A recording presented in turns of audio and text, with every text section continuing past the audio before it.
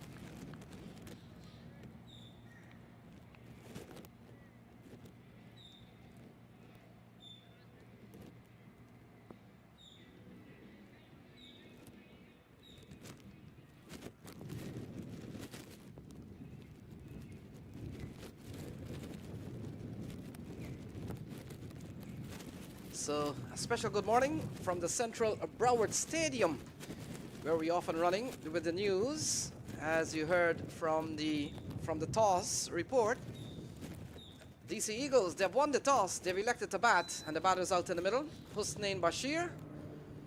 And he gets a ball going down the leg side, and things are on the way here. So wide is the call. And so with no effort at all, DC Eagles, they're off and running, benefiting from a ball down the leg side from Rashiv Joshi, who has opened the ball. And at the non-striker's end, we've got Ezzatullah Keel. He has come out with Husnain Bashir. And so the Eagles, we talked about the Eagles on 2 points. Flicked away, that's a lovely shot. Running up towards the backward square boundary, crosses the rope. And it's a good time to bring in, and good morning to Ivor Henry. Ivor Henry, you're coming at the time in which we've seen a lovely shot for 4. Yes, indeed. Off the legs, and with a man stationed at the deep backward square leg, he had not a chance in cutting off that one. And as usual, we started the proceedings with a wide.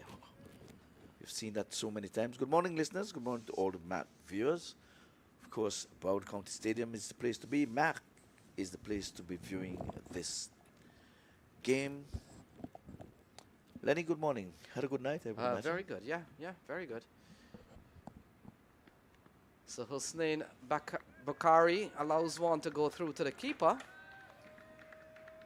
And Ivor Henry, very important matchups for teams. Looking for those late surge. We're still looking for a formation of the 4 teams. And probably the only 2 guaranteed in that top 4 are Lions and Chicago catchers, who has taken the field. Joshi, short ball, pulled away. That's a lovely shot from Bukhari. And whether or not it has crossed the rope, I'm pretty sure that the umpire may take a look, but they come back for a couple of runs. Good looking shot. Come up for a third. That's good running between the sticks and good bit of feeling down there in the deep square leg. Had to run almost to the mid-wicket region, put out the big size 12, not the 16 this time, and to a good effect, save his team a run. Made the batters run hard for their third. And again, the DC Eagles win or go home. They'll be mere spectators if they don't win this one. Chicago catchers gonna still try to advance their cause. So Izzatul Keel, ball into the offside. Rashiv Joshi, we talked about. Players from all over the world has continued to come to the US Open. And Rashiv Joshi, of course, come from Canada, being part of the Canadian setup last couple of years. And he comes in here looking to make an early impression. Here is Atula Kale, ball into the onside, can't score. And we've seen a good couple of shots from Hussein Bukhari. We saw flicking well and then pulling into the onside that got 3. And so he's been positive. Yes, we're using the same pitch that we've been using for the last 2 days. It's a good one.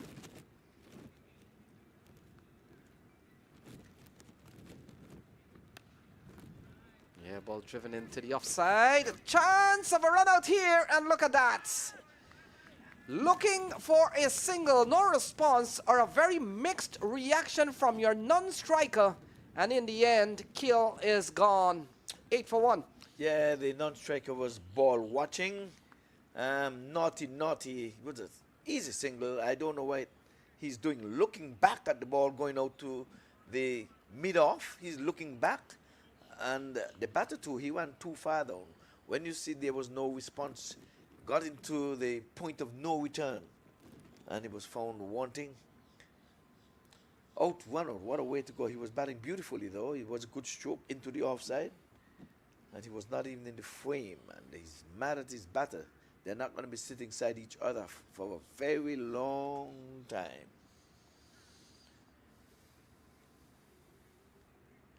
Yeah, that was poor cricket on the part of the non-striker. Had no business looking back there, but I still fault the batter. You have to wait for the response from the non-striker. It takes 2 to run a single. You must have seen that he was not moving. See, and running down the middle of the pitch too. That's poor cricket also. Running down the middle of the pitch, you have to get out of there. Umpires got to be mindful of that.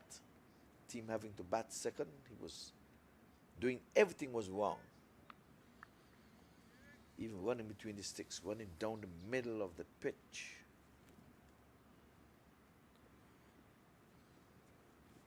So umpire Anka and umpire Charlie. So Honigori comes into the attack. He starts with a dot ball. New man out in the middle, Taimur Khan. And we've seen an early fall of Ezatullah Kale run out. A little bit of mixed response from Hussein Bashir, the man on the non-striker's end. And as you made mention, Ivor Henry might have been ball watching, and that ball watching included him having to turn around and really taking focus on your partner. Yes, there was a call for the one. The one was on, but it takes 2 to 1. Here it is. And then it turn off and then stop. Why would you stop and you better keep coming? You have to trust your partner. You looked around first, then you saw him coming. Why do you think you would not make it? Of course. Oh, lovely shot from Akbar Khan over the infield. And that has gone away for the second boundary of this innings for the DC Eagles. Yeah, coming from the outer half of the bat and it got over the infield and away she went. There's a third man, but the third man is fine. This one went rather square for yet another boundary. We'll have a look. It is just a foot chase just to retrieve beyond the boundary markers. Yeah, you look at the shot from Taimur Khan, very, very intentional. And this is just the second over. You're allowed only 2 fielders, and Ivor Henry will point them out. Oh, that's a lovely shot, even better than the previous one, straight down the ground. Fielder does well. We'll have to see if he saved it, but he saved a boundary for sure. Guess he's confirming with the fielder 4 runs. So his effort, and the umpire trusted the fielder there for his honesty, and he said yes, the ball hit the boundary markers. No need to go upstairs. He trusted the honesty. Yeah, ball defended here by Timur Akbar Khan, he's had a good series, scores of 24, 59, and 8 so far. So you would have done well if you can get a half century in one of those games, and Timur Khan has certainly done that. Honey Gori comes back into the side. He's been at the US Open for several years now. Oh, lofted. Those are intentional shots, and they're good reason. This is the power play, and that gone lofted over the offside. Gone for 4, 2 overs gone. It's 21 for 1. Yes, a 1 bounce 4, and good looking stroke. He picked his spot, full face of the bat, held the pose, knew it was 4. Once he got over the bowler's head, we'll have a look. There it is, held the pose with straight bat. So DC Eagle winning the toss and deciding they're going to bat first. They're going to set a target, one in which they hope to defend, and they must defend if they want to stay in this contest, in the 17th edition of this tournament. So far, so good, apart from that mixed up run out that we would have seen earlier. Score was 8 for 1 then, so they've merrily rolled on to 21.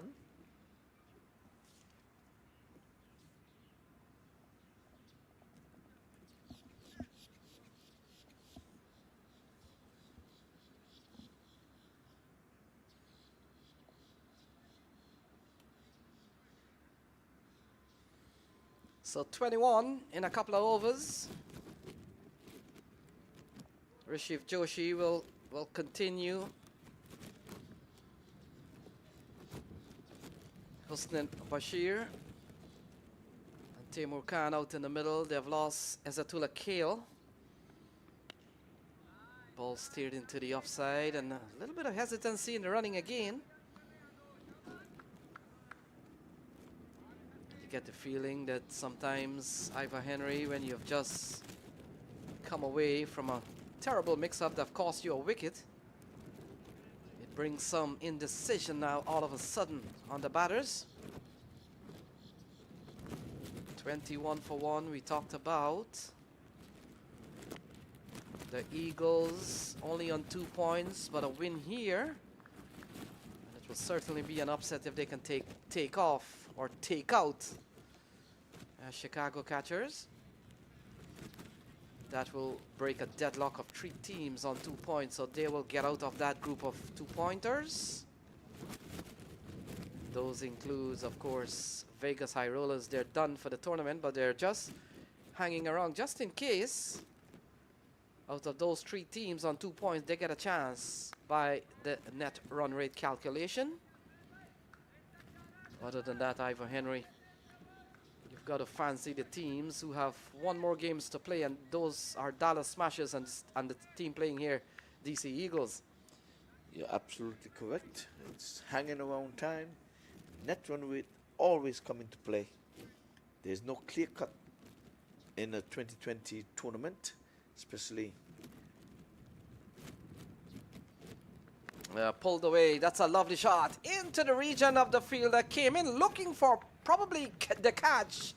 Ball bounces away and go away for 4. It's a good pitch. Look at that one. Gone Greenwich style, up on one leg and pulling. The shot deserves a boundary, but I think the fielder made a mess of it. He got there, and away from his grasp and onto the top. Yet another boundary. They have to make here while the sun shines, and it is shining. I think there's some heavy clouds about. Sooner or later we'll see that on your TV screen. There's some dark clouds out in the western part of this ground.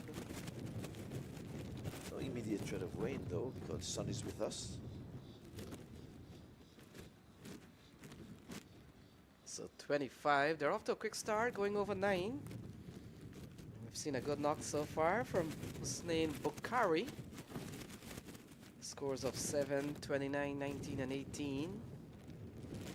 But he's not afraid to take on the bowlers. Look at that. Flicked away down the leg side. Does Rishiv Joshi comes and flicked away nicely by Husnain Bukhari. He picks up another boundary. That's exactly what you do when you win the toss. Exactly just what the doctor ordered. put runs on the board. Runs on the board is runs on the board. This time they're going to try to put runs that they can defend. So far, so good. Just that one mixed up that they had this morning. Apart from that, everything is to go. So Husnan Bukhari, 3 fours so far. We talked about his all-round ability, Husnain Bukhari. He's really played well for the DC Eagles, and so far so good. Oh, cut away on the opposite side of the pitch, and an even a better one through the offside, gone for 4. That's a good-looking stroke, just with ease, immaculate ease, squeezing it past the third man up in the circle and the point, and downhill. All 4. Into the 30s now. It's at 33 for 1. So Hussein is there at the top. He is on 20. Timor, he is on 12 from 4. He's going at a good clip. Lenny? Yeah, they're off to a good start. 3 overs gone. They're going at 11 runs and over. And those are very good power play scores. We've seen Husnain Bukhari and we've seen Timur Khan not afraid to play some shots. And these are the time you want to capitalize on that, Ivor Henry, with just a couple of fielders out. Yes, had a chit-chat with the skipper, Chima, this morning. I said, century maker, congratulations, sir, but this time you're not hoping for a century.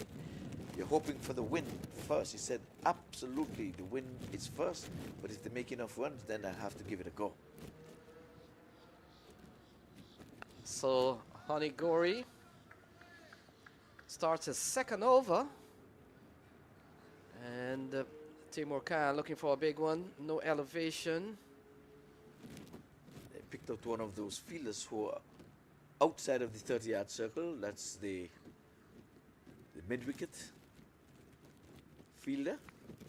It's more of a square leg, I beg your pardon. So a couple of teams on 2 points still have a chance. Oh, that's a lovely shot. Over the infield again. That's the kind of shot you play in the power play session. And look at that, rolls away for 4. Yeah, there's no cover sweeper. The second fielder outside of the ring is the long off. Hanigori is guilty of over pitching. He has been pitching up a bit too much as an opening bowler without much protection in the deep. I think he's going up too far up to the bat. So we saw this season Bukhari, highest has been 29 against Dallas. And he's really off to a good start. You look at the card, he's up to 24. And those have come because he has struck 5 fours already. And looking for more. 2 runs here at least. Fielders giving chase. In fact, they'll settle for 1. Should have picked up a couple of runs, but 39 on the board. Yeah, they're mindful of the first run out. Don't want a second via the run out route. And Lenny, we have seen so many run-outs in this tournament. So credit to the fielders and a whole slew of them. Direct hit. Yeah, the modern cricketer, when he goes to the park, he not only bats and bowl.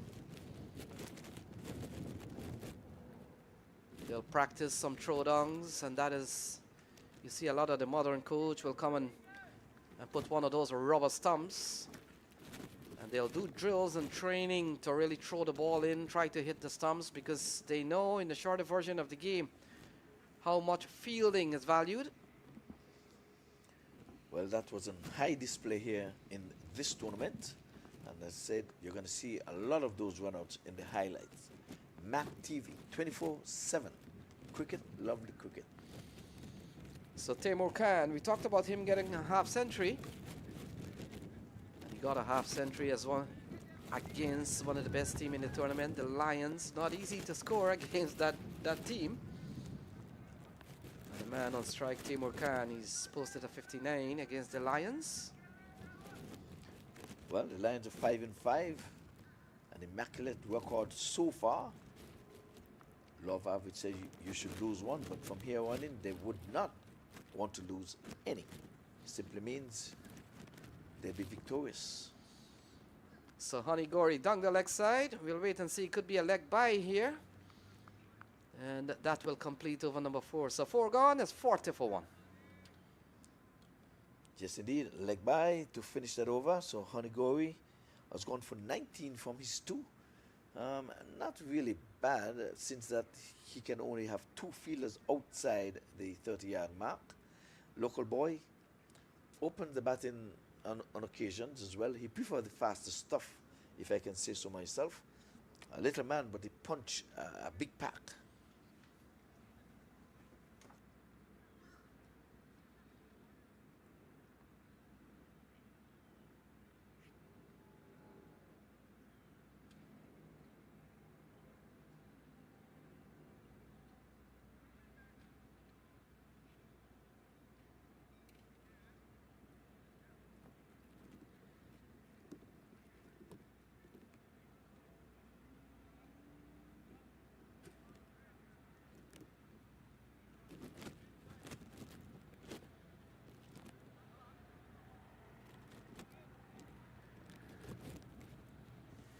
So bowling change. It looks like Jamie Hay comes into the attack. He replaces Rishiv Joshi. And they're off to a good start, Ivor Henry, at 40 off 4. So that's 10 runs and over. Good. Yes, winning the toss, opting to bat. It simply means keep wickets in hand, lay a platform for the other batters. But you know my, you know my mantra. There's no other batter. Once you're there, stay there. So you let platform for yourself. So he replaces Rishiv Joshi. 2 overs no made, none for 10. None for 20 actually. He's gone 10 and over. And Jamie Hay runs in from the far end. And he starts with the ball wide outside the off stump, called by Charlie Javid. Yes, taken cleanly there by the wicketkeeper. He has no company, no slips. Closest man to him is the fine leg up in the circle. Again, there's a third man and a deep square leg. Yeah, Jamie Hay given the ball. And he's the man that comes out of New York, plays for a team or a club called Westbury in the Metropolitan District Cricket Association in New York. Lofted. That's a lovely strike from Taimur Khan. Gone all the way over the offside. And that's a massive strike from Taimur Akbar Khan. Lovely shot indeed, and he got all of it. Got into it, meat and drink. We'll have a look. It's always good to see an inside out shot. When he comes off, he looks oh so glorious. So the 2 men outside of the ring is the third man and mid-wicket. So not necessarily any protection on the square offside positions. And Taimur Khan goes big again. This could be the second 6 in this over. And it's gone over the onside. 6 more runs for Taimur Khan. And the 50 comes up in the 5th over. And again, make it difficult for fielder and captain and bowler when you can score on both sides of the pitch. When you can score on both sides of the wicket, I beg your pardon. Here was an inside-out shot to start the 6 hitting in this over. And then he's tugging one over in the cow corner area for 6. Wow is here for the Chicago catchers. 53 it is for 1. Yeah, this is a massive power play start. And we talked about if the Eagles win here, it makes the equation a little bit simpler for the competitions committee in that they'll break away from the Smashers. Who's playing next, by the way? They're taking on New York. We talked about the Vegas High Rollers. They're done, but they're still sticking around to see if there will be some bit of movement in terms of 3 teams tied on 2 points. We've got Vegas High Rollers on 2. DC Eagles are playing here. They're on 2. And Dallas Smashers, they're on 2. They play later. But you get the feeling, Ivor Henry, if the DC Eagles can win this game, it doesn't matter Chicago. It will not affect Chicago catchers' position on the table. They're already with 6 points. But if the DC Eagles can win here, they will break away from 3 teams on 2 points. And maybe put themselves into that Final 4. You're absolutely right.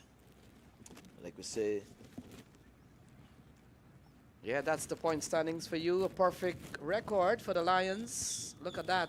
5 games, 10 points. Chicago catches on 6. And keep an eye on DC Eagles. If they win here and they're off to a very good start. Into the offside. More runs there for Taimur Akbar Khan. Jamie Hay has gone for 14. Couple of sixes off his bowling so far.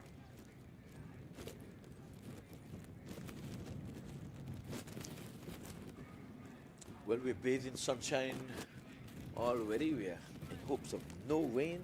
Just going to be the 2 matches today as we're winding down to the semi-finals. So these preliminary matches are very important, as indicated there by Lenny Archibald.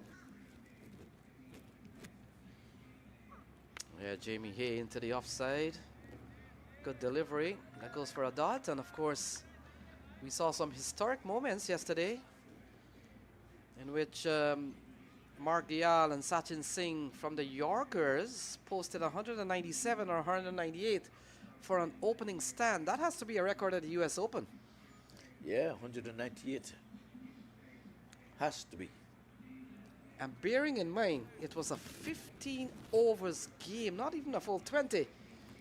So if that is not a record, I want to see the record. Flicked away, that's a good looking shot, well stopped by the fielder. And so this over remains at 14 runs off it so far from Jamie Hay. Yeah, good feeling there by the man in the forward square, keeping company with umpire Anchor. Took it on the bounce, 1 bounce, but it got to him with pace. Had it eluded him, Husband would have been in business. Both batters in the 20s, 25 and 26 respectively. Camo on 26.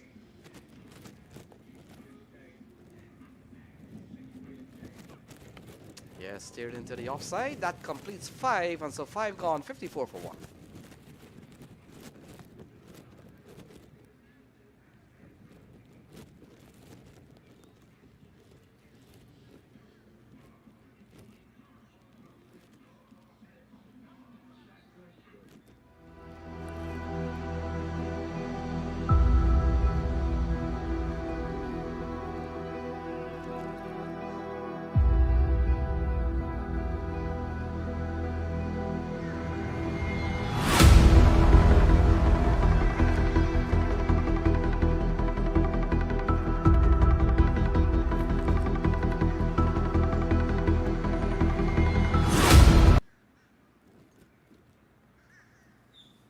So the action continues. Still going solidly, just over 10 runs and over. Looks like another bowling change. Mohib Siddiq. Looks like he's been given the ball. And he will come in here with already a good start from the Eagles. They've only lost 1 wicket via the run-out route. Other than that, we've seen a good knock from Husnain Bukhari and Taimur Akbar Khan. Khan is on strike. And so the 4th bowler to be used, Mohib, comes into the attack here. And we've seen a little bit of Mohib Siddiqui, left arm spin. And he starts pretty well. Ball that beats the bat of Taimur Khan. Well, the final over of the power play for you new listeners is the 2020 over match. You would have heard of 15 overs that caused delayed start. Yeah, looking to go big. Not a good delivery here from Mohib Tariq. He's come in, he's bowled a couple of dot balls. One of them a threatening one. And playing across the line of a delivery, Taimur Khan. He beat the keeper. Ball rushed into his pads, but for no one. Oh, balled him. So Mohib Siddiqui gets the ball.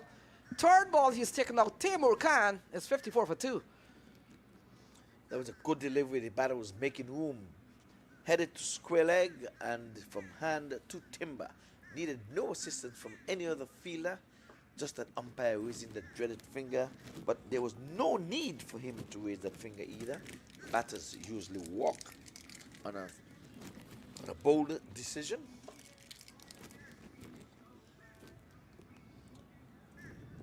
So, not a bad start. 52 for 2, losing 2 wickets in the power play so far. They're hoping not to lose any more. Other than that, right now it's about even Steven in the power play.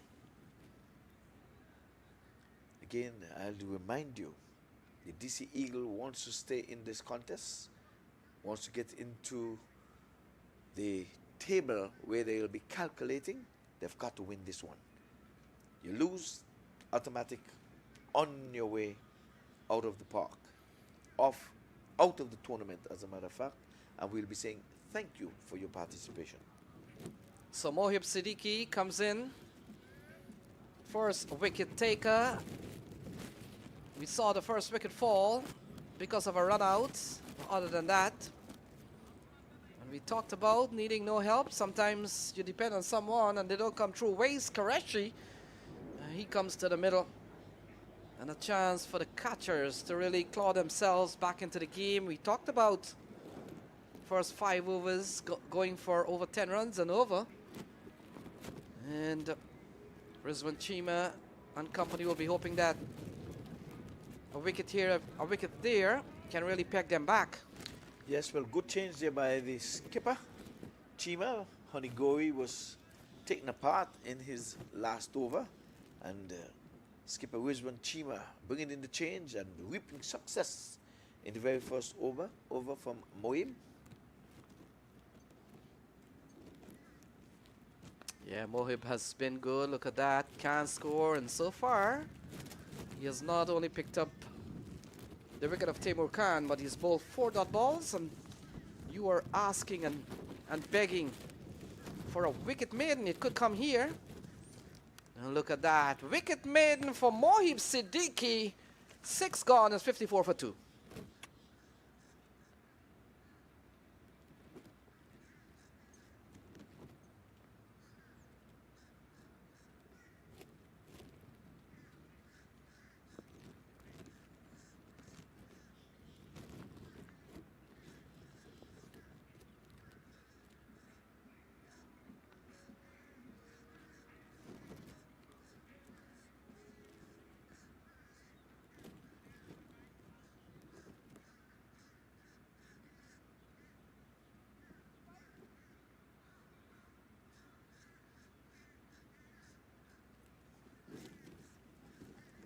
So, bowling card so far.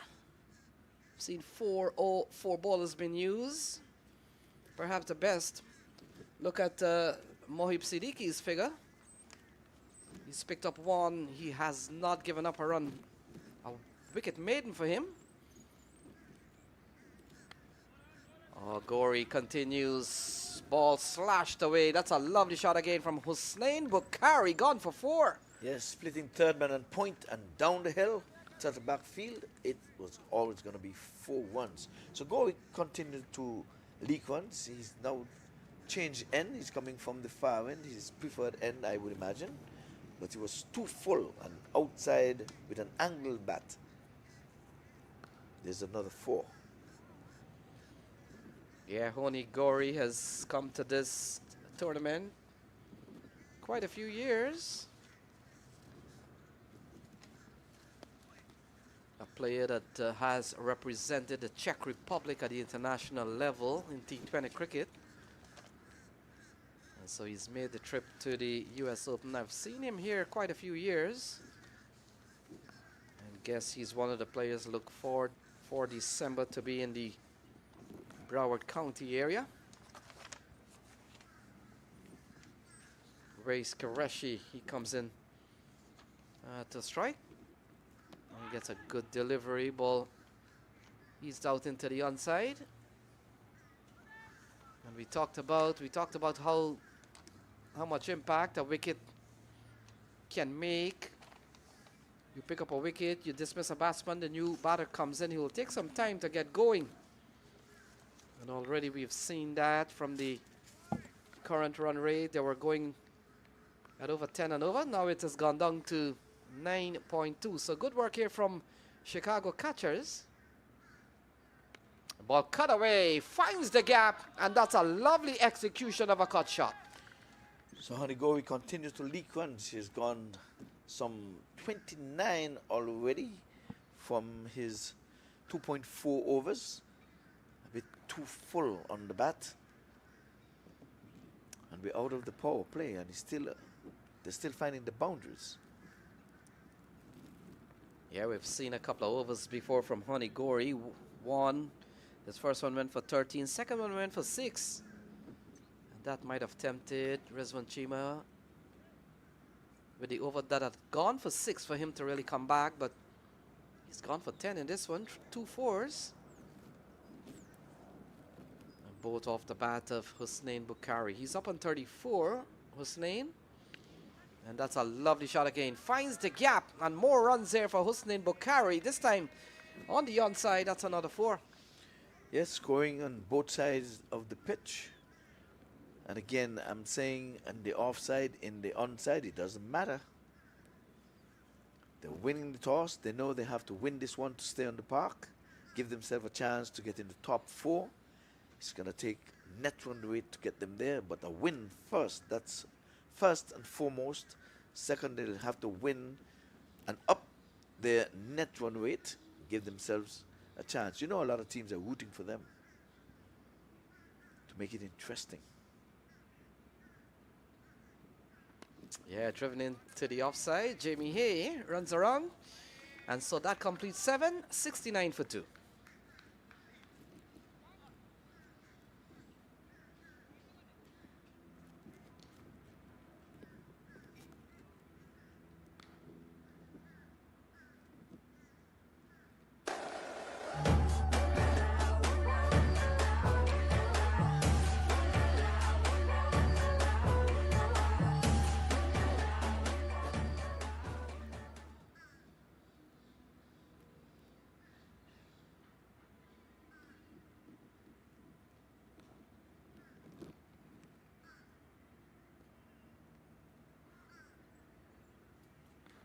So the action continues. Mohib Siddiqui will bowl again. And Ivor Henry, we saw in the last over, picked up 6 dot balls. In fact, 5 dot balls after that. Well, all dots, 6 dots on the trot. The wicket in itself was a dot. So good move there by Chima. Would the batters get after him? Would they go after him? We shall wait and we shall see. So Bukhari has really batted well. We talked about Bukhari, highest score has now been surpassed. Coming into this game, his highest score was 29. He's up to 40. He's really batted well, 70 for 2. Yeah, he would have looked at a beautiful century in 15 overs last night.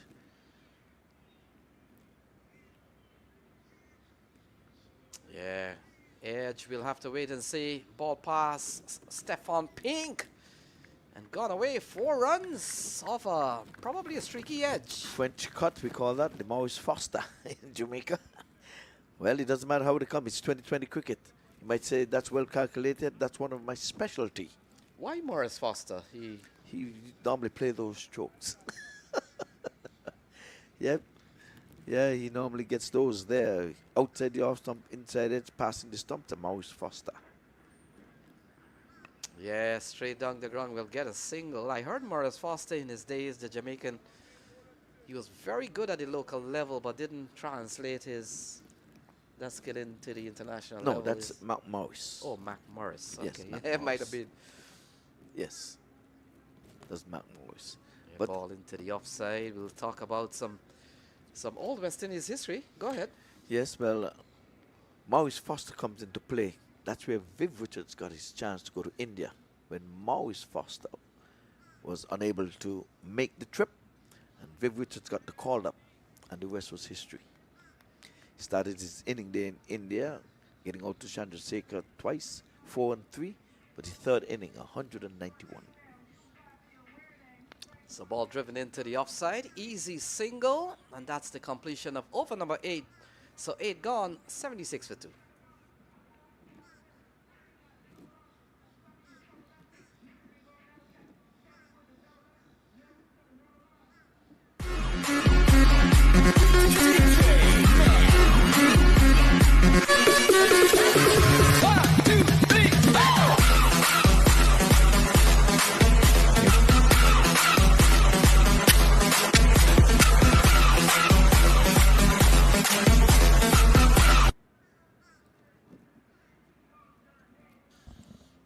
8 gone, 76 for 2.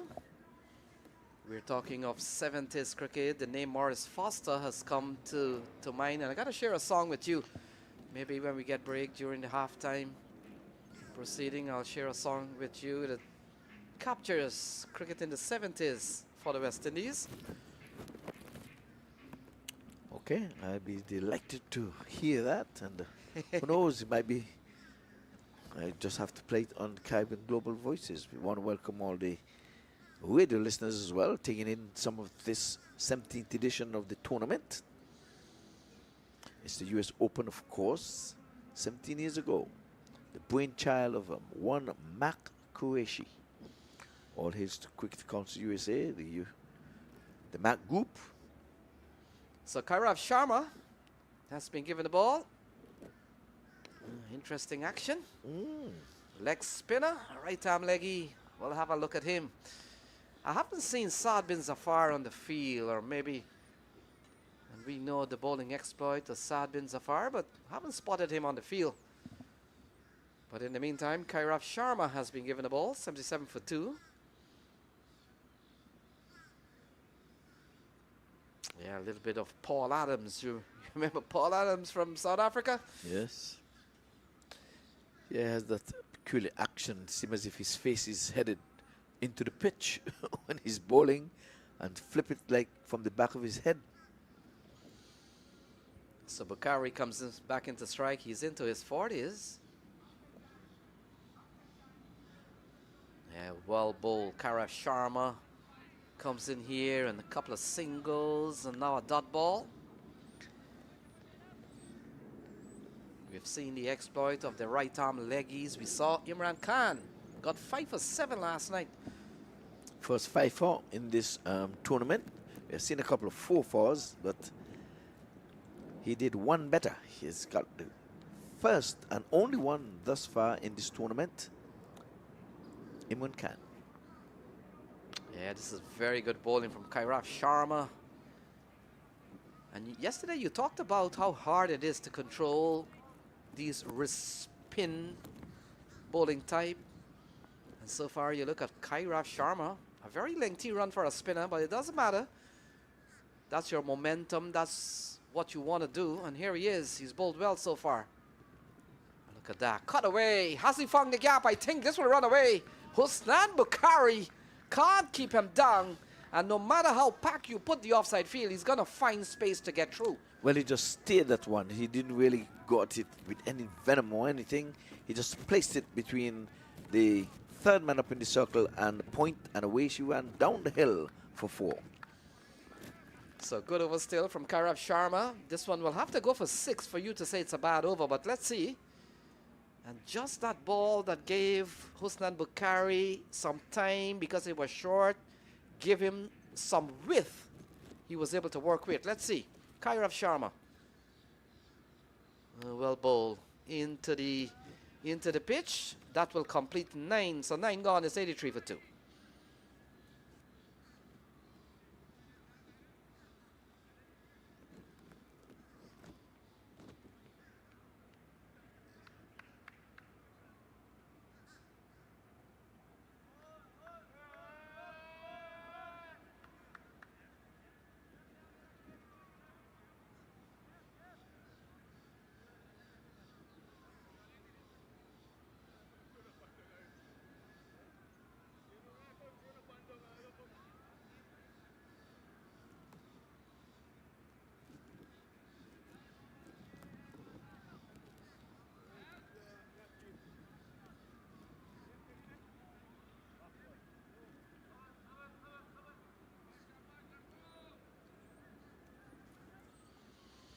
So 83 for 2. We've seen a good knock so far from Husnain Bukhari. And it looks like another bowling change. A young man has been called up. And it looks like Bahawal Sher has been given the ball. And at the toss, Rizwan Chima did say that he has a couple of changes and some young players have come in. I want to think he was talking of Bahawal Sher, who's been given the ball. And in fact, you look at the Chicago catchers, everybody is a young man on the team. Yes, indeed. Oh, it looks like another leg spinner ramped away. That's a good looking shot from Bukhari, and it goes away for 4, and Bukhari scores a 50. Half century for Hussein Bukhari, and it comes off the first ball in the 10th over. Yeah, he has got to stay there. He looked at a run out when he was ball watching, so he has got to really carry on. He cannot make a 50 for himself. We have seen 4 centuries in this tournament so far, and I think he has got to be thinking of joining that elite group. Yeah, Bukhari driving into the offside. And we've seen a couple of leg spinner here. We talked about yesterday the teams sometimes are not inclined to play 2 leg spinner. They're not inclined to play 2 left arm seamer, but you made the point, which I agree, that if they're good enough, why not? Chance! Direct throw! Charlie Jarvis says it's out. And another wicket falls, 87 for 3. So the second run out in this innings, and it's like, my word, what would have happened there? Trying to get up the point fielder. I always say that. That's a busy area. You put your best fielder there. Comes in, picks up one hand, tosses it, hand to stump. Can't keep this man out. He got a wicket, and now he has a golden arm. He's saying, don't worry about it, carry on. That was too close for comfort. 87 for the loss of some 3 wickets. They were batting well.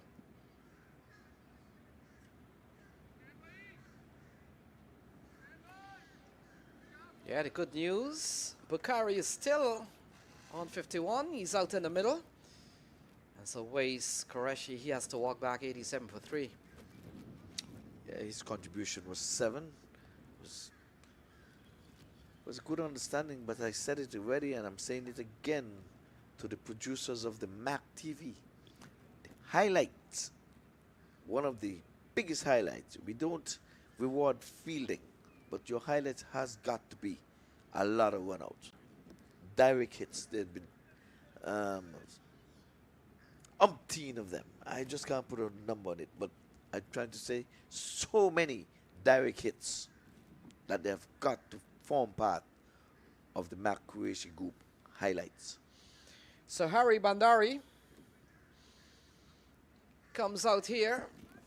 In the 10th over, we've seen an over that has gone for 4 from Bahawal Sher. And we talked about 6th bowler to be used, 2 right-arm leggy in the same team. We also saw Stephen Sankar and Imran Khan in that New York lineup. And just coming back to that, it's good to see captain play on merit. You select your best team on merit. I don't care if they're 3 left-arm spinner in the side. Play and a miss. Good bowling here from Bahawal Sher. But I'll tell you one even better than that.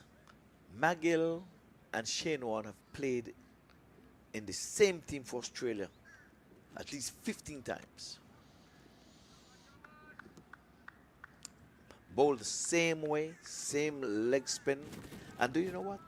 Every time they play together, McGill outbowled Shane Warne. Every single inning. Look it up. So final ball coming up here from Sher. Yeah, good delivery and over. That has only conceded 6 runs. So 10 gone, halfway stage. It's 89 for the loss of 3.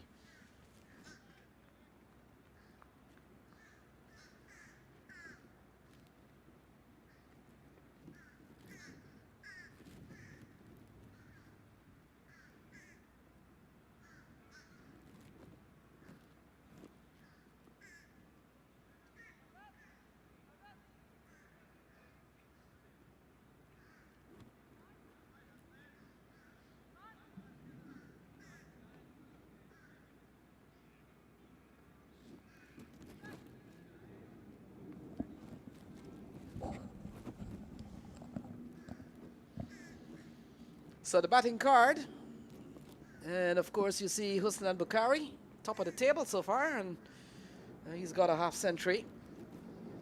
Karaf Sharma, we talked about a peculiar action, but he has really bowled well, bowled with good control, and one of two leg spinners we've seen so far. Yes, he has that peculiar action. One you have to get used to, but we've seen some good offside strokes already. It was 4. I'm sure it's going to make one of the highlights. It was cut between third man up in the circle and backward point. It's played with immaculate ease. Oh, going down the leg side, one of the rare ball that has gone down the leg side from Sharma. And we'll wait and see as umpire Charlie Javid walks to the square. In fact, no signal, so would have come off the bat. Couple of runs here for Bandari.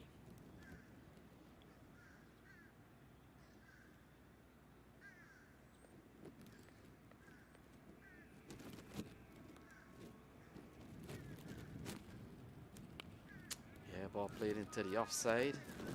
And so another single here, this time Bukhari.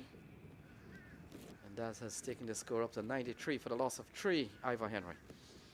Yes, good going here. Having won the toss this morning, elected to bat first, trying to get a target score of over 150 and then some. But they're on the way.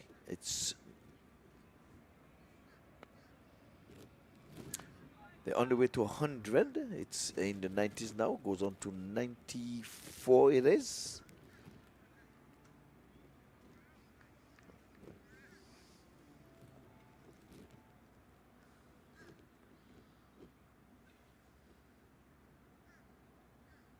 So Sharma will continue. 94 for the loss of 3. Ball tugged. That's a lovely shot. Will not find the boundary. And so another single for the DC Eagles. And this over's gone for 6 so far. 95 for the loss of 3.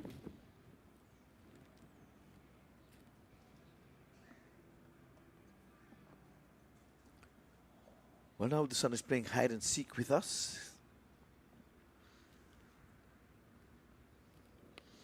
Yeah, into the offside. The over comes to a close. 11 gone, 95 for 3.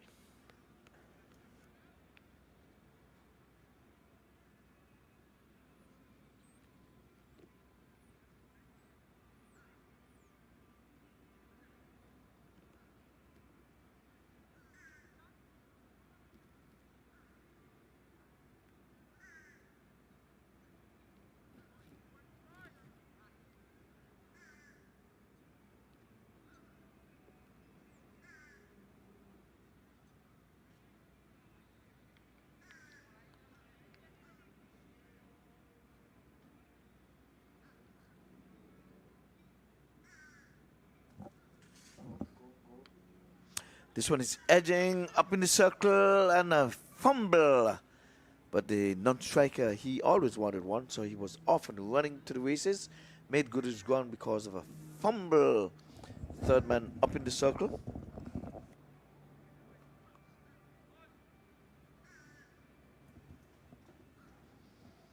So single takes it on to 96. Stroking this one nicely, sweetly into the offside. Running a relaxing one. Fielder out in deep. Runs to his left fields and just the 1-1. So they're easing their way into the 100. That brings Hussein Bukhari. He is on 57. He's going inside out in the air but away from the point fielder. Cover sweeper comes in and fields, rifles in a good throw. Keeping the batsman down to 1. So this over's gone 3 singles, 1-1-1. Cheeky round the corner, he's getting runs here, they're running it as if they know it's going to be 4, so he's well placed. And there goes another 4.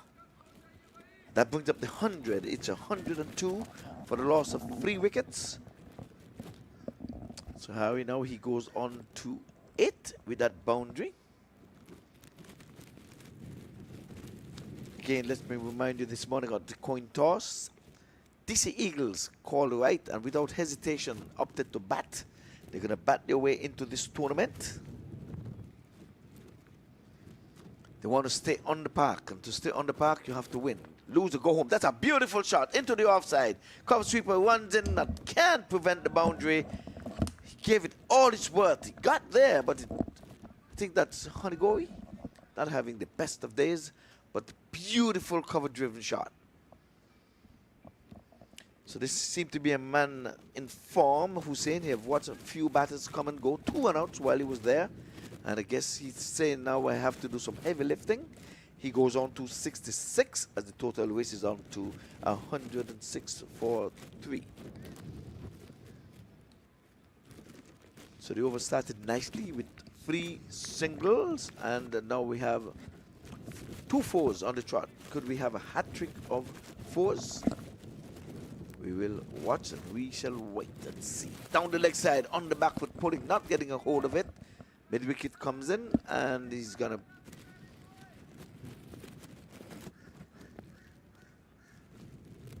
Well, he's holding the ball, but I think the umpire should be satisfied that that's a dead ball. He's waiting. Now the ball into the keeper's hand. Elementary.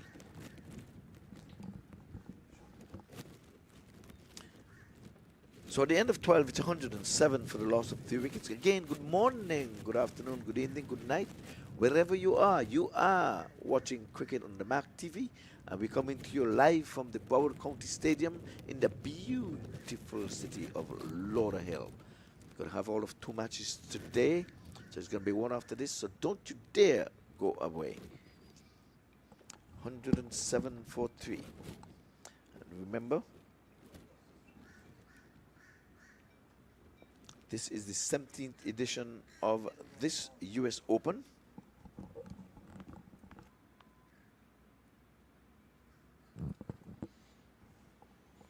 So 12 gone, it's 107 for 3.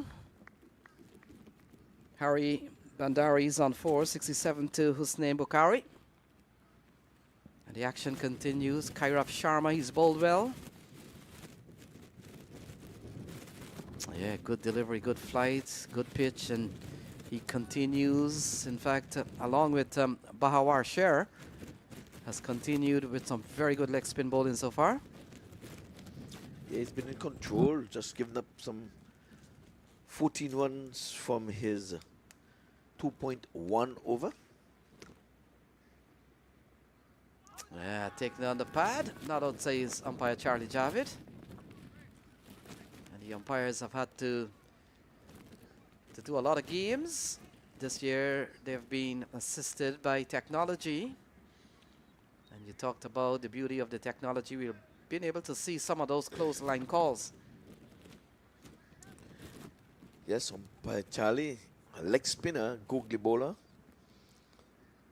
in his own right. Oh, pulled away from Bandari, gone the distance. And that's a lovely strike. Just getting back into his crease, picked it up nicely, and it's gone for a maximum. Yes, well, it was a poor delivery. He had bowled just 2. He got away with the first one when a single was given from a poor delivery down the leg side. By this time, it was meat and drink. I think he was rattled by the no decision given there by umpire Charlie. He's got to concentrate on the very next delivery. So far, he's bowled well, though. He's been in control most of the way. Oh, another good-looking shot from Bandari. Gone the distance again. So 2 sixes. And perhaps that's the bad thing, that when you bowl too long, the batters are beginning to scout you out. I think he was rattled by the second delivery when he asked a question to umpire Charlie, out or not out. He heard not out. He thought that he was in business. I'm sure we'll get a chance to see it again. It was a close call, and he thought he was being undone. This is where the skipper, and he's there with him now. That's what I thought. Sometimes when a bowler is disappointed with a decision that was turned down, sometimes you have to go and console him. I think it was a close call. The umpire thought it would not have gone into the sticks, and I think he'd been rattled after that. The very next delivery, bowler poor delivery for 6, and now still not in control. Was whacked way out of the park. The ball is yet to come back into the field of play, but he's having a long chat there with Wiswan Chima. Look at the difference with this delivery. Yeah, Kairav Sharma has been tongued twice out of the park. And will come into bowl to Hari Bandari. And that partnership has gone up to 33. We talked about a good showing so far from this DC Eagles team. They've gone solidly over 9 per over all throughout the game so far. In fact, has gone over 10 at one point. And we saw the power play session that at the end of 6, they were batting at 54 for 2. And he goes big again. He eludes the bowler himself. The fielder does well to come around quite quickly. Single. That would have been a spectacular catch had he taken that. Came back at him with pace. And like I said, see, we didn't have a hat-trick of sixes, and there's Chima playing the leadership role, consoled him, touchdown with a good delivery. And again, so 2 singles after he'd been spoken to by his captain at the end of over number 13. It's 122 for 3.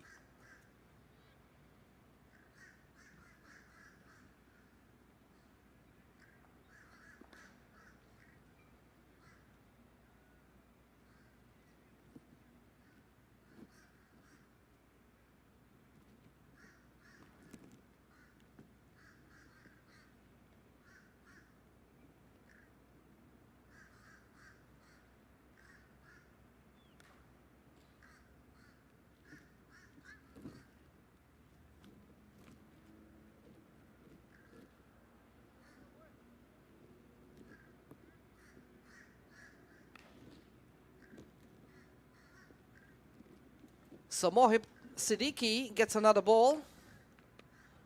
And we saw earlier on Mohib bowled a very good first over, picked up a wicket, didn't give anything away in that first over. As a matter of fact, the first wicket maiden of the 17th edition of this US Open came close twice. Yeah, when you look at the wickets tally, we've seen Yusuf at the top of the heap on 14 wickets. We saw Imran Khan, Yusuf Zazai from the LA Lions, 14 wickets at the top of the table. Rashiv Joshi, he's on 8. It's a long way off to catch up.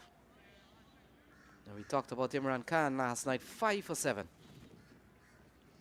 Yeah, top of the pack in terms of match figures. Yeah, good delivery. Ask and you shall receive. Bantari gone. 123 for 4. 2 wickets for him. I can almost say the man with the golden arm. Easy decision there, umpire and Kaur. The one would have picked back perhaps the off stump. So 123 for 4. He goes wide of the crease. There is, no, maybe leg stump, top of leg. Umpire reckoned the clipping is my call and I'm giving it. Close call. He thought that the ball was bouncing, but top of off. So again, no one wants to keep company with Hussein Bakari. He is on 70, just 30 away from century. Centuries are being given away here on this park. I have to say that now because in 15 overs, you can make 100. Here it is, Hussein, you have all of 20. We're just into the 14th over. It's just not a century. You've got to put a score that your team can defend. If you want to showcase your ways, got to win this one. Stay on the park. Lenny? Yeah, a couple of wickets for Mohib Siddiqui. He's now bowling a 2 for 8. And he's picked up the wickets of, let's see, he's picked up the wickets of Taimur Khan and now the wicket of Hari Bandari. So 2 top wickets as Said Raza comes to the middle. And we saw Said Raza just the other day. Got among the runs. And He comes in here at a time in which 39 deliveries remaining. Mohib Siddiqui will continue. And ball defended into the offside. That's very good bowling here from Mohib. Yeah, he's been tight and he's not giving much away. Again, I said I wouldn't want him to be my Santa Claus. Gives nothing away. So Saeed Raza gets a single into the onside and hands a strike over to Hussein Bukhari. Hussein has really batted well. You look at the card, he's up to 70. And he's been there from the start.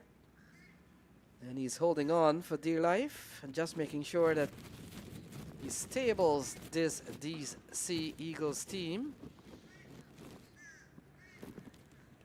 Oh, good delivery. So that will complete the 14th over. 14 gone. 124 for 4.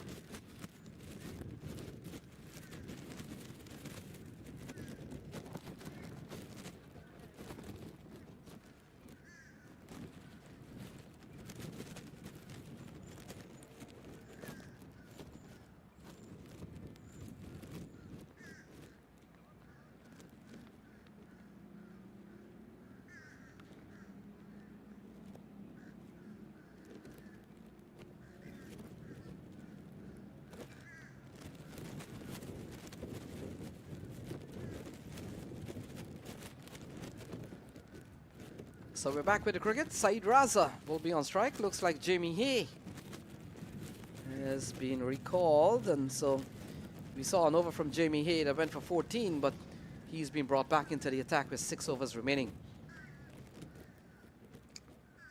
Well, the platform has been set and wouldn't be too long from now where the party will be starting. And with a red hot Hussein Bukhari on strike on 17, I'm sure he'll be eyeing the 3-figure mark and perhaps trying to get at least 124 to be the top scorer in this tournament.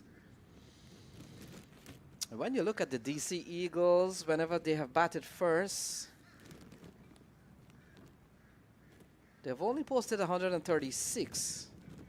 And when they've batted last, in fact, the only game, the other game that they have won, the only game that they have won, they beat the Dallas Smashers. Jamie Hay outside the off stump. Called a wide from umpire Charlie Javid. 125.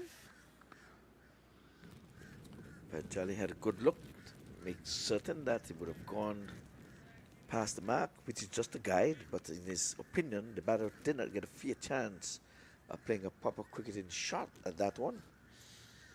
Yeah, just coming back to this DC Eagles team, they've only batted first once. Oh, lofted into the offside runs here for Saeed Raza.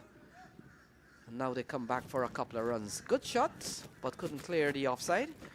But just coming back to the totals of the DC Eagles, they've batted once, 136 against the New York team in which they lost.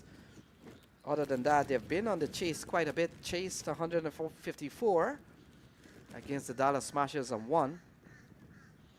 And then they were involved in 2 massive chases, chasing 178, 180. Didn't get close to those total.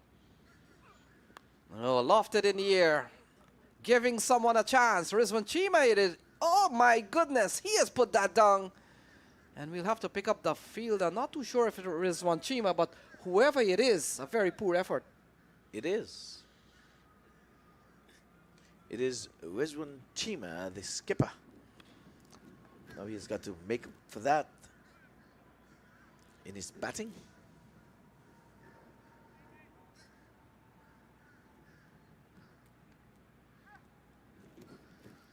So Rizwan not leading from the front there, not leading by example, putting down a sitter.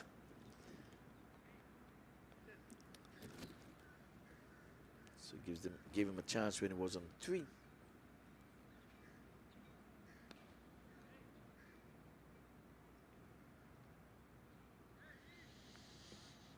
Yeah, should have been taken.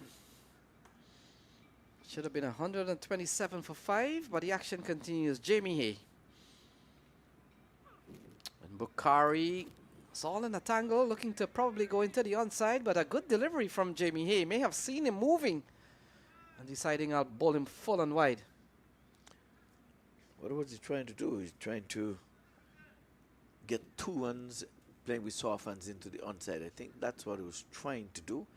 But you're better than that. You've been there for a long time. Some 49 deliveries. You've got to continue. Be positive.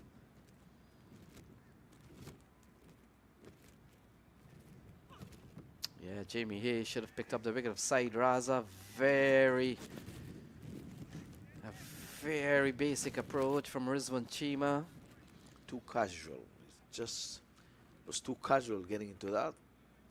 And it didn't take it in the approved manner. The ball was almost at his knees when he put out his hand to take that catch. Too casual. So Bakari, he stands head and shoulder above the rest. He's played a good hand. Oh, into the offside. Slashing shot. Protection out in the deep. And look at that. They come back for a couple of runs. We'll have to hurry. The throw is not a good one. Stefan Pink would probably want a better throw, but they come back for 2. Yeah, but he's trying in from the deep, to be honest with you. Almost a 70-yard boundary down there. And it came in on the bounce, not over the sticks. So at least kept it down to 2. So give him A for effort, preventing the boundary.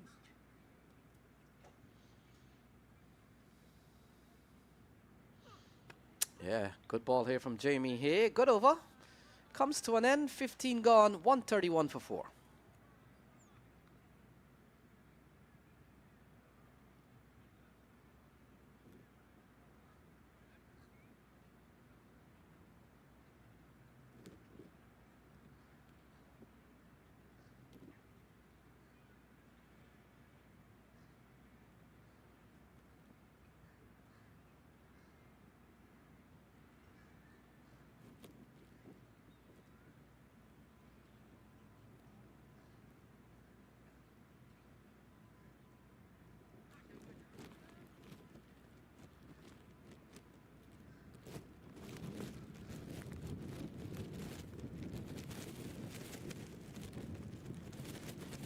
So we're back with the cricket. DC Eagles winning the toss, electing to bat. You look at the card.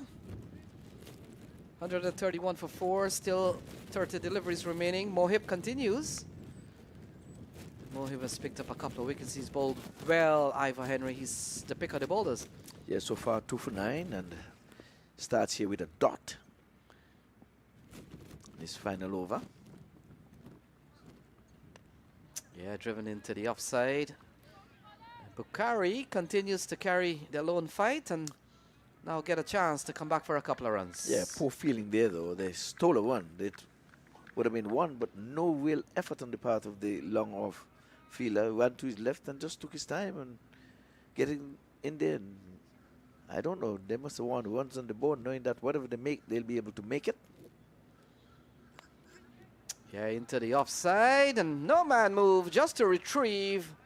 And so Husnan Bukhari continues to motor along, and that's another 4. That's for number 13 off his bat. 137 for 4. Yeah, it was just to the right of Rizwan, who was stationed there for a straight catch. He's hit with pace to his right and just to the left of the long off fielder. Had not a chance, but just to retrieve, picked his spot, and he really got into it. A real 4 from this bowler. He's coming after him again. He's coming down the ground for 6. Yeah, another good-looking shot from Husnain Bukhari. And surprisingly, for the good, that's his first 6 with 13 fours already in his knock. And again, bowlers have to understand. I don't think that the 2, it was evidently a 1 and been rattled after that. First 2 runs given up and then 4 and the boundary. And this one again, not a good delivery. He was going at him, was going hard on the edge and just rolled out to the long on field. So right away, ball has been rattled. Having been bowling so good, a single given away, and all of a sudden. So Husnain Bukhari, he's gone up to 86. And he could be a man on course here, but we'll talk about that. 16 gone, it's 144 for 4.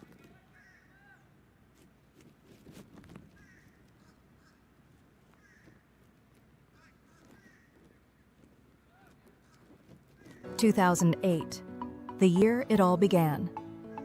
MAQ T20 exhibition, May 23rd, the very first event. Recognized by the U.S. Congress as the first international cricket match in America. 30,000 fans in the stands. History in the making. From that moment, a new era of cricket in the USA was born. U.S. Open cricket, where it started, where it's headed, and where legends are made.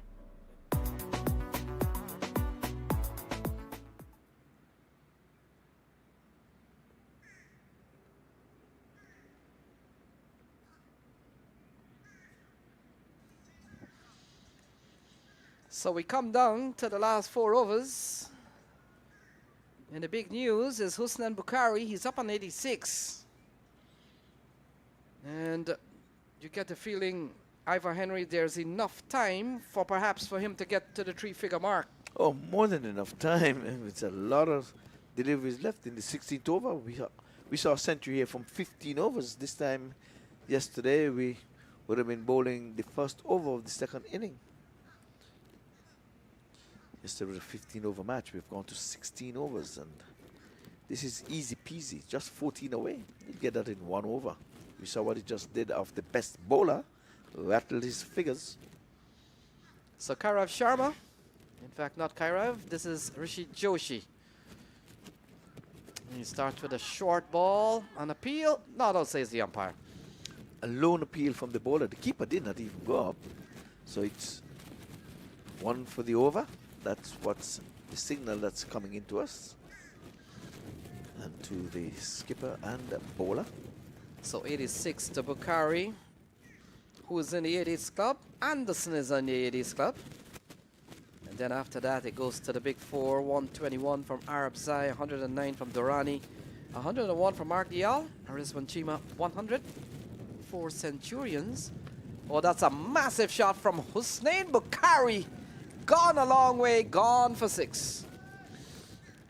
And the beat goes on. He's into the 90s now. He's down to 92.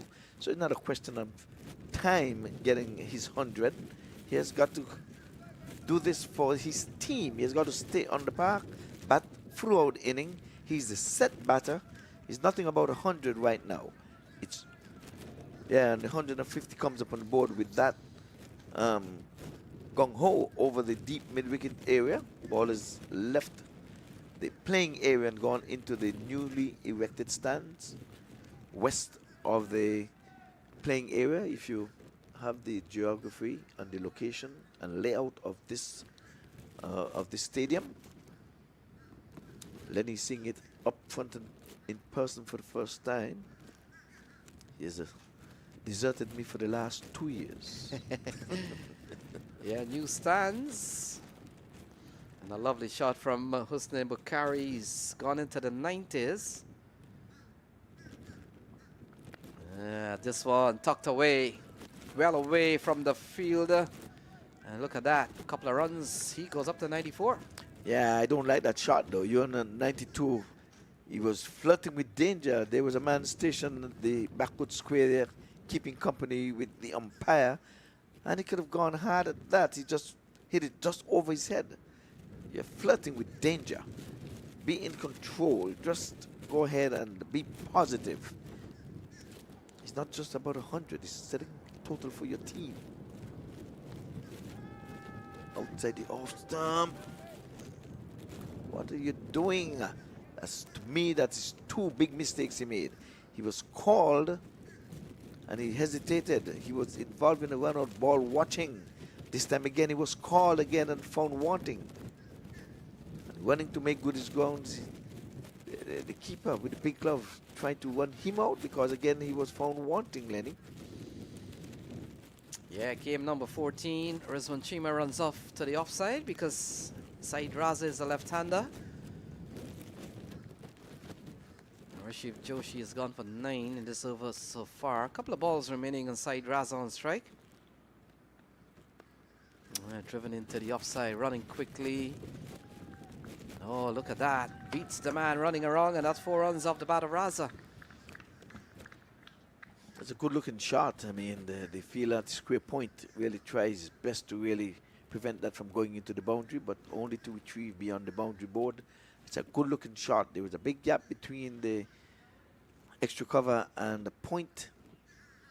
He picked his spot. He's just reached to the playing area and he wants to be there for the 100. Oh, pulled away from side Raza, given the fielder a chance. Into the hands, well judged catch. Raza gone, 157 for 5. Yeah, I jinxed him. I said he wanted to be there for the century, but he was going hard, playing positive shots. I mean, he took one for the team, to be honest with you. So 17 gone, it's 157 for 5.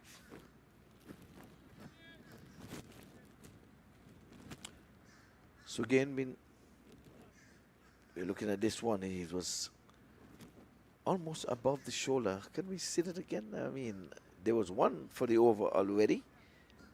Is any way we can see that again, Mr. Producer? This one was getting up above the head.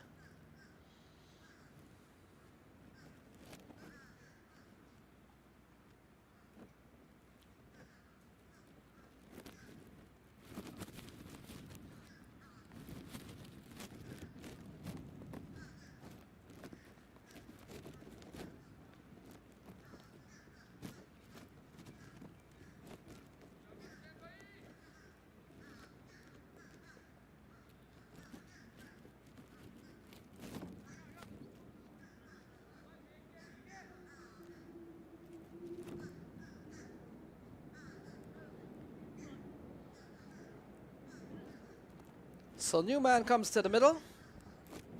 Looks like Mohammed Kamal. We've seen the departure of Saeed Raza. Jamie Hay comes back into the attack. And we come down to 3 overs remaining. It's 157 for 5. We talked about they've hardly batted first, this DC Eagles team. And look at that, off the outside edge and steered away into the offside. And Husnan Bakari goes up to 98. Calculated edge, deliberately done. There's no slip. There's a third man a bit wide and he just eased it past the wicket keeper. Let's have a look again. See, picked the spot. It wasn't in an edge, it came off the middle of the bat. Calculated. That's good batting. I like that. In 2020 cricket, I hate when you're hitting wind, winding up and just hitting wind. It's a good pitch. Trust the bounce. So Bakari on 98. Here is Jamie Hay. And looking to flick down the leg side, called the wide. And so that pushes the score up to 162.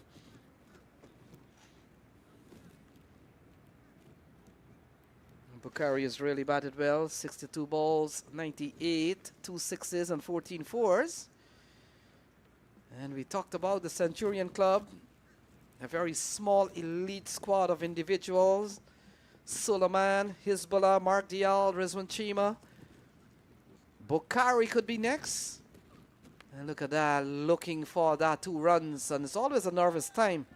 Yeah, looking to be too cute again. If the ball is there to hit. You're just turning it in the corner. It's in the offside. Play your offside shot. Forget about your individual score. You have got to make a score for your team to stay on the park. Give yourself a chance to be in the top 4. A win is a must. You win or you go home. Yeah, we saw in the previous 4 games, the highest for Husnain Bakari was 29. He's come a long way.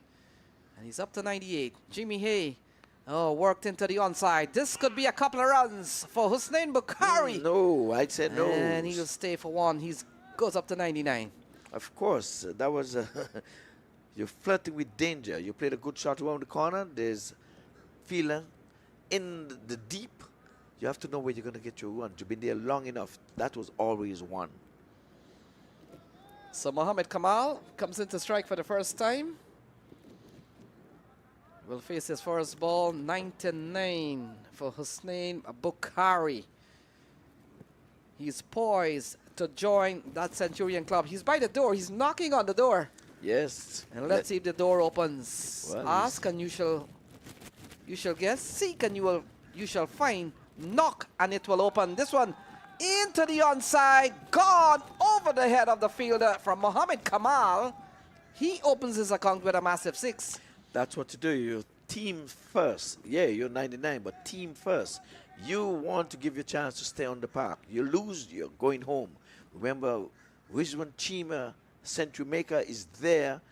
He's going to be there in the one chase. You have got to get him early. I guess we're going against the grain right now because the batting is what we should be thinking about. It's 169 for 5. So Jamie Hay to Mohammed Kamal, up in the air, fielder comes around and it goes over the fielder's head, gone straight and gone for another 6. That's right, he's playing the part. I like this inning. You know, forget about 99. You want to stay on the park, go wheel the willow. And I fault Bakari trying to be too cute, thinking about 100 for himself. But think about the team. When you hit a 4, it goes to the team and it goes to you two. Forget about 100. You're going to get much more than 100. I'm telling you, there's plenty of time left. We're only in the 18th over. So final ball from Jamie Hay to Kamal. And Kamal peels off the outside edge. Not in control, but it goes away for 4. That's right. You got to go meat and drink for him. It was up outside the off stump and slashed away for 4. 179 it is for the loss of 5 wickets.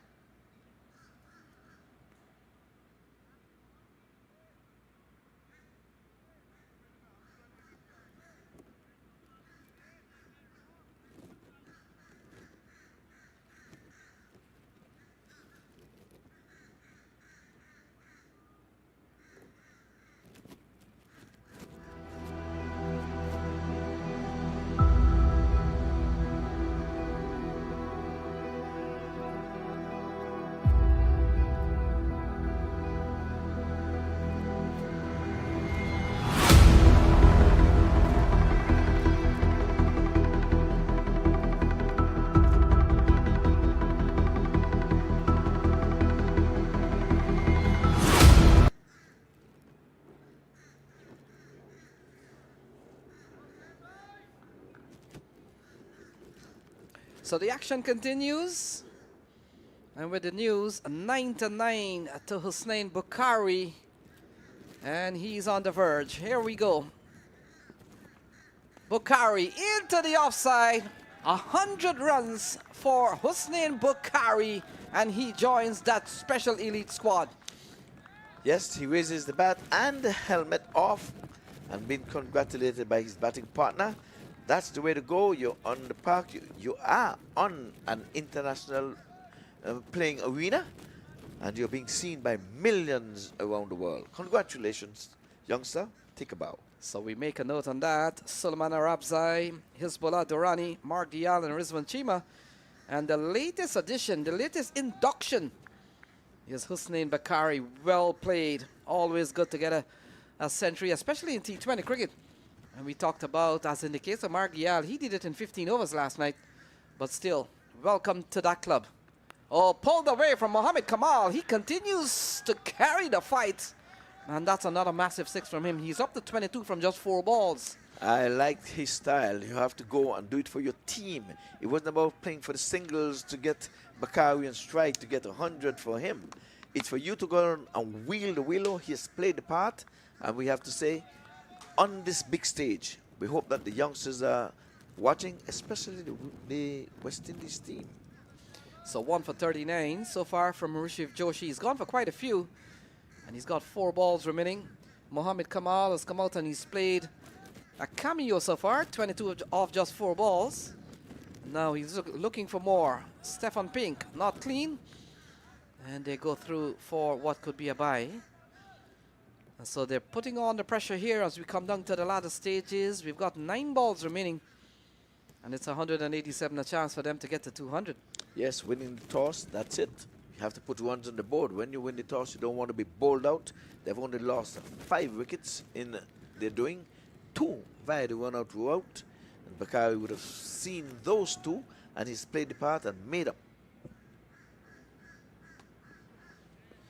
That's a borderline no ball, but it's going to be a wide. almost off the pitch. I think the batter is saying he's off the pitch. I should be given a free hit. Yes, he's showing where the ball pitch. Umpire Charlie, he's showing it's off the pitch. It's a no ball. 52, and that is because he's struck 3 sixes so far with 1 4. In fact, he's dealt in boundaries. 3 sixes, 18, and 4 is 22. It's all boundaries for him. Yeah, I'll go back to the call of wide. The batter has got to bat. His duty is not to umpire. So you have to go gung-ho. He played a proper shot. Very next ball, though. Yeah, into the onside, running up towards the vacant area. Look at that. All boundaries for Mohammed Kamal. And that's what I'm speaking about. You see, after he was queried about the no ball, he just played a proper cricketing shot. You have to come with some aggression. This is the penultimate over. He was more worried about getting a no ball free hit. But here is his batting partner who is telling him, we have to go clearance. Everything must go. So 3 sixes and 2 4s. Do the math. That's 18, and then 8. That's 26. And you get the score of Mohammed Kamal. All boundaries so far. All boundaries. 6 balls he has faced, and he has slammed 26. That's the first non-boundary ball for Mohammed Kamal. A little bit of minor triumph there for Rishabh Joshi. And so the 19 comes to a close. It's 194. For 5. If you want luxury but desire smart investments, then let MAQ Group guide your property journey. Whether you're buying, selling, or investing in property, MAQ Group has you covered. Worldwide, we offer a range of services tailored just for you. Looking for your next home, business, or want to investment? Our residential and commercial investment, we ensure you find the perfect profitable business or property. Our off-plan properties and expert market analysis promise lucrative opportunities. And for property owners, our management services handle everything so you don't have to. With MAQ Group, you're not just getting a service, you're gaining a partner dedicated to your success. Trust, transparency, and a seamless experience from start to finish. Ready to begin your property journey? Visit us at www.macgroup.com and let's make your real estate dreams a reality.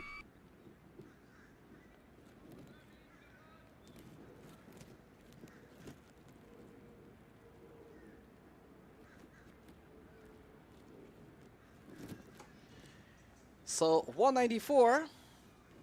Jamie Hay will bowl the final over. He will start by bowling to Mohammed Kamal, who has played a blinder so far. 3 sixes and 2 4. Only 1 singles for him. And so we come down to almost 200 posted by the DC Eagles, winning the toss and electing to bat into the offside. That's a good looking shot. Finds the gap. Fielder does well to knock the ball back in play. And they come back for 2.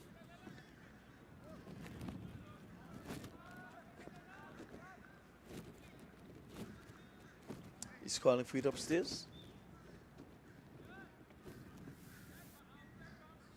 2 runs, just quickly 2 runs and we're done.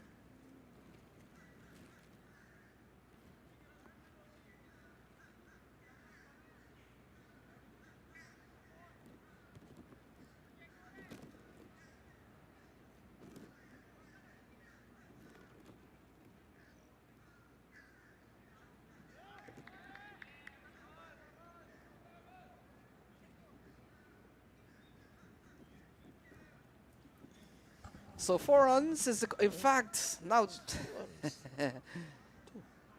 So it remains at 2.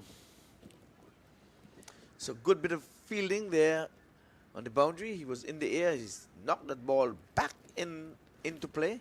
Denied the hard-hitting Mohammed a boundary.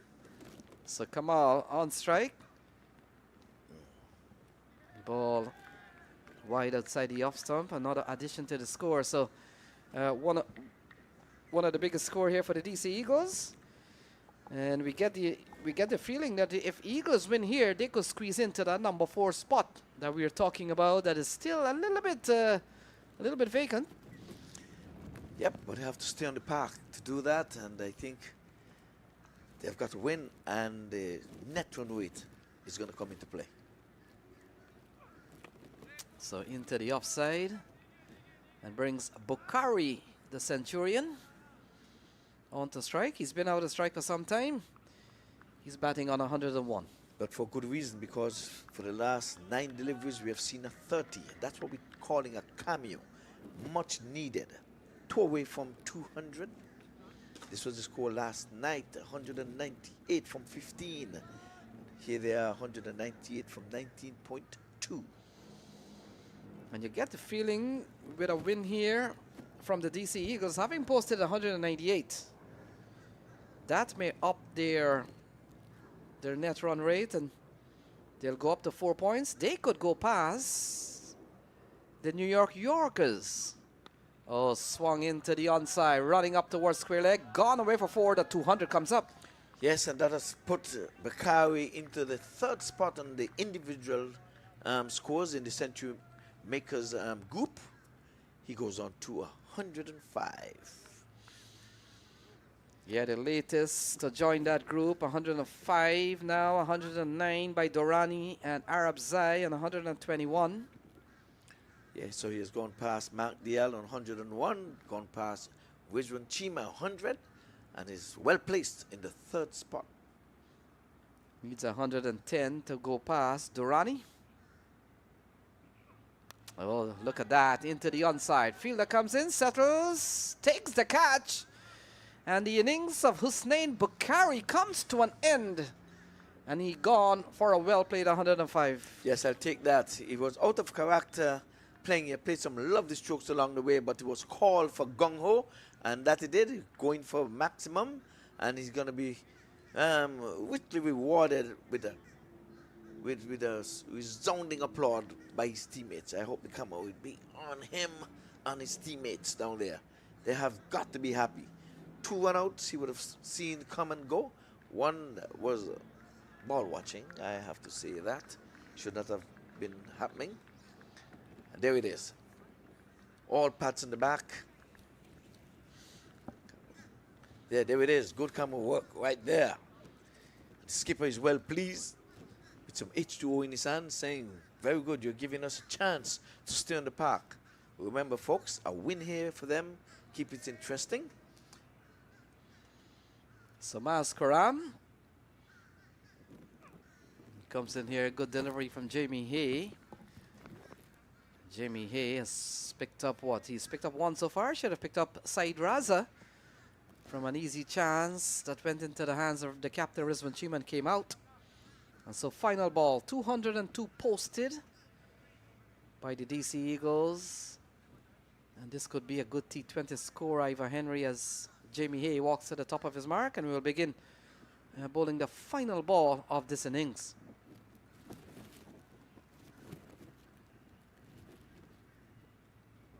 Oh, he goes into the onside, flat along the ground, and he sends a very good throw. Not picked up here by Stephen Pink, and so that will complete things, 204.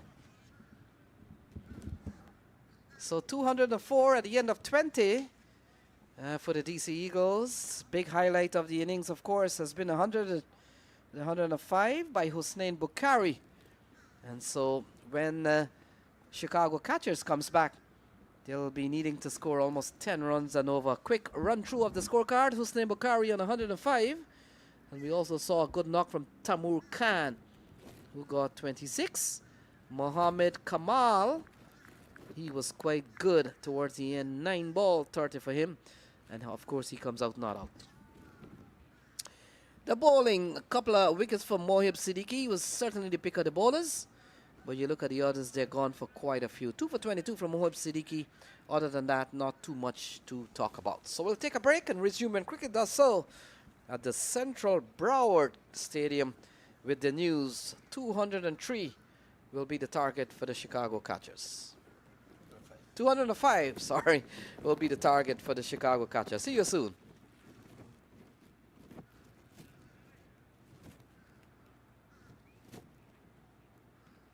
MAQ Group International Investment Platform. Today, I'm excited to talk to you about something that can truly transform your investment game, real estate, and specifically, how MAQ Group is making it easier than ever before.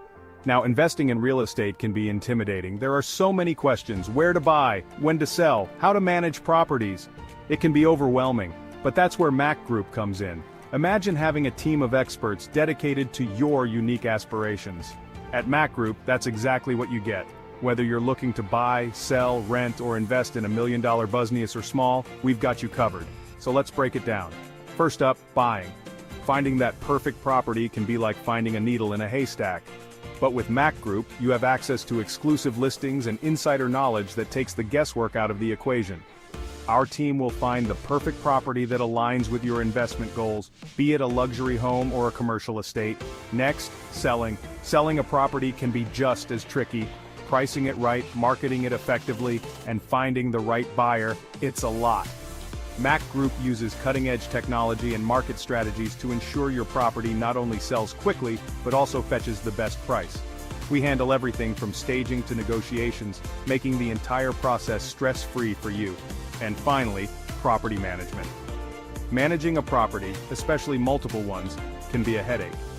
But with MAQ Group's comprehensive management services, you can sit back and relax.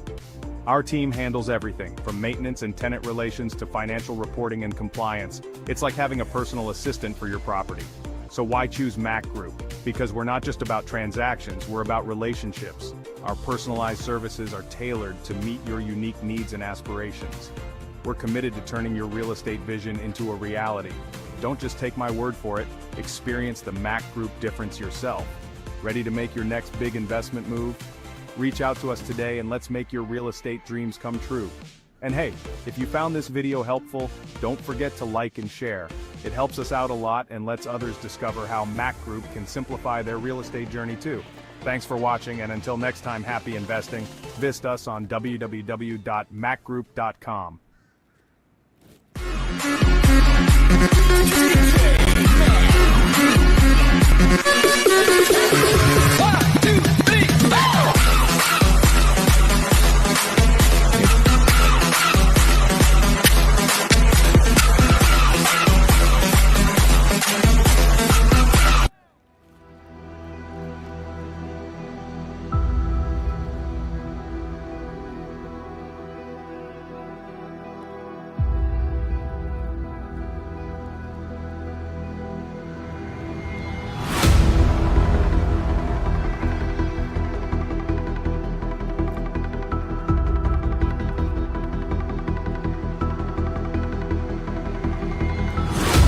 If you want luxury but desire smart investments, then let MAQ Group guide your property journey. Whether you're buying, selling, or investing in property, MAQ Group has you covered. Worldwide, we offer a range of services tailored just for you. Looking for your next home, business, or want to investment? Our residential and commercial investment, we ensure you find the perfect profitable business or property. Our off-plan properties and expert market analysis promise lucrative opportunities. And for property owners, our management services handle everything, so you don't have to. With MAQ Group, you're not just getting a service. You're gaining a partner dedicated to your success. Trust, transparency, and a seamless experience from start to finish. Ready to begin your property journey? Visit us at www.macgroup.com and let's make your real estate dreams a reality. Can we do it?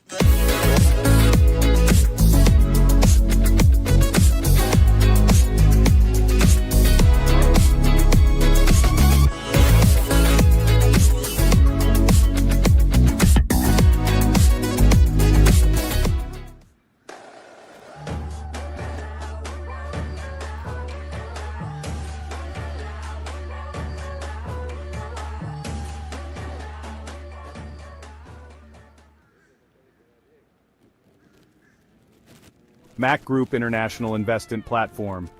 Today, I'm excited to talk to you about something that can truly transform your investment game, real estate, and specifically, how MAQ Group is making it easier than ever before. Now, investing in real estate can be intimidating. There are so many questions: where to buy, when to sell, how to manage properties. It can be overwhelming, but that's where MAQ Group comes in. Imagine having a team of experts dedicated to your unique aspirations. At MAQ Group, that's exactly what you get. Whether you're looking to buy, sell, rent, or invest in $1 million business or small, we've got you covered. So let's break it down. First up, buying.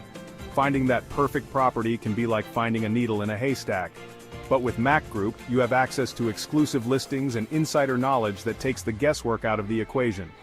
Our team will find the perfect property that aligns with your investment goals, be it a luxury home or a commercial estate. Next, selling. Selling a property can be just as tricky. Pricing it right, marketing it effectively, and finding the right buyer, it's a lot. MAQ Group uses cutting-edge technology and market strategies to ensure your property not only sells quickly, but also fetches the best price. We handle everything from staging to negotiations, making the entire process stress-free for you. And finally, property management.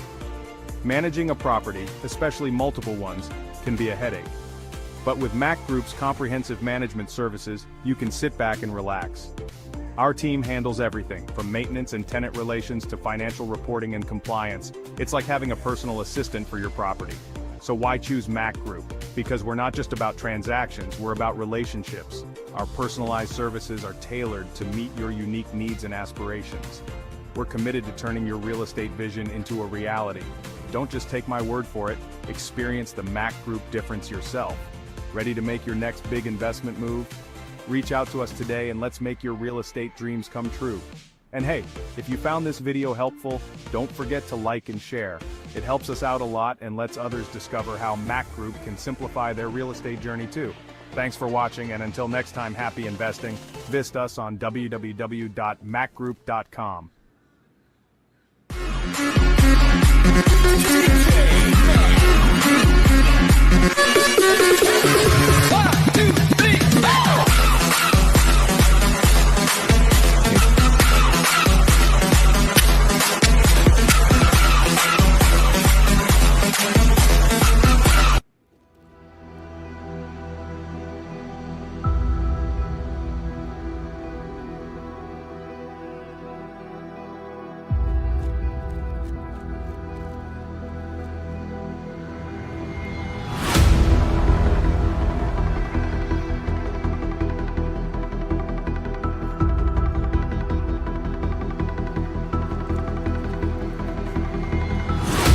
If you want luxury but desire smart investments, then let MAQ Group guide your property journey.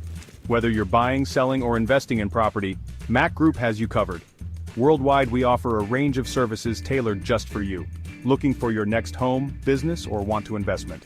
Our residential and commercial investment, we ensure you find the perfect profitable business or property. Our off-plan properties and expert market analysis promise lucrative opportunities. And for property owners, our management services handle everything, so you don't have to. With MAQ Group, you're not just getting a service, you're gaining a partner dedicated to your success. Trust, transparency, and a seamless experience from start to finish. Ready to begin your property journey? Visit us at www.macgroup.com and let's make your real estate dreams a reality. Can we do it?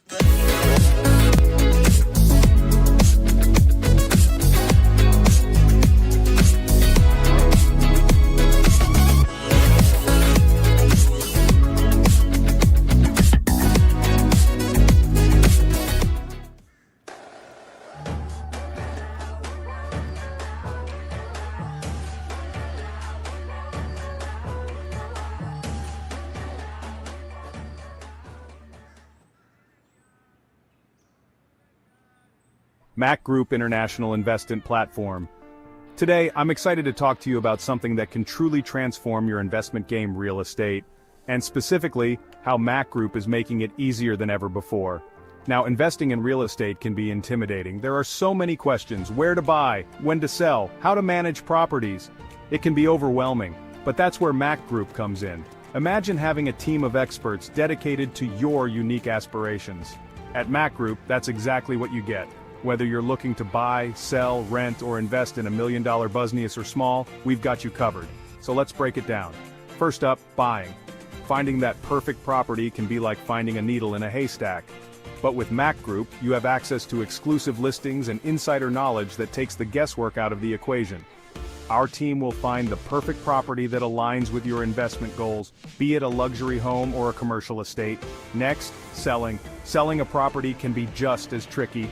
Pricing it right, marketing it effectively, and finding the right buyer, it's a lot.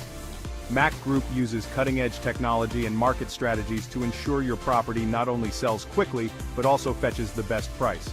We handle everything from staging to negotiations, making the entire process stress-free for you. And finally, property management. Managing a property, especially multiple ones, can be a headache.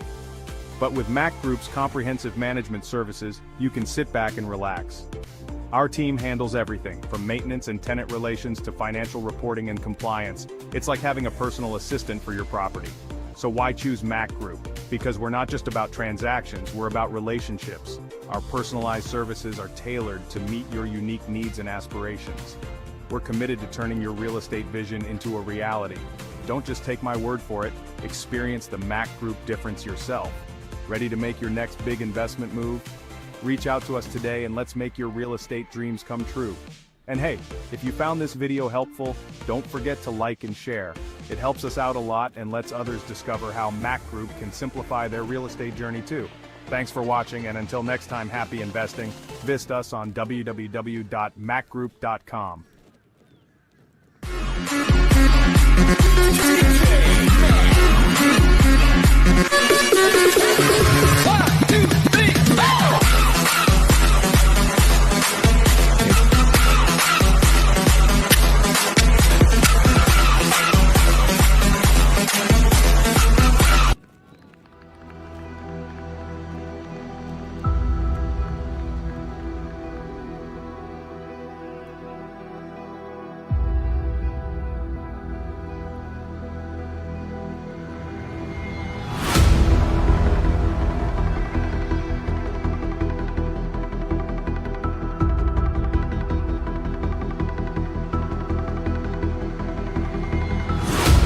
If you want luxury but desire smart investments, then let MAQ Group guide your property journey.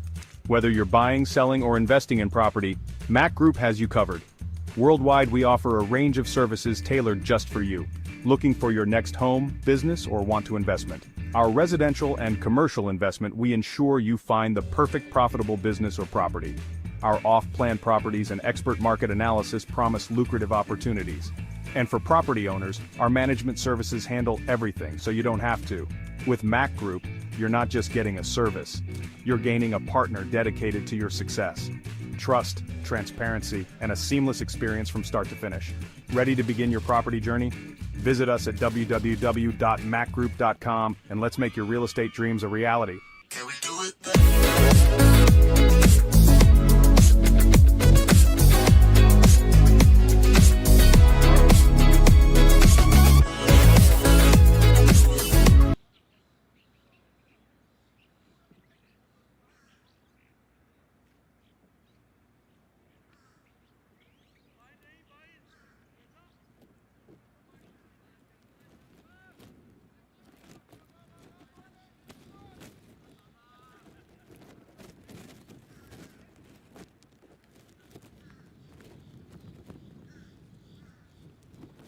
So welcome back. A big chase on hand here for the Chicago Catchers. And Ivor Henry, you've been here in 2024. Was Chicago Catchers the champions last year? Yes, they are the defending champions, of course. So Rizwan Chima, the man on strike. Here is Mohamed Asif. First ball, they need 205. Ball into the onside. Can't score, so good start here from Mohamed Asif. Welcome back. Yes, well, a little mini break there. We had to catch our breath because 200 runs, especially 30 from 9, was breathtaking. So the run chase is 205. That's the asking target, and the skipper is taking matters into his own hands. Oh, it could be a no ball here. Wide is the call. Might have been surprising, but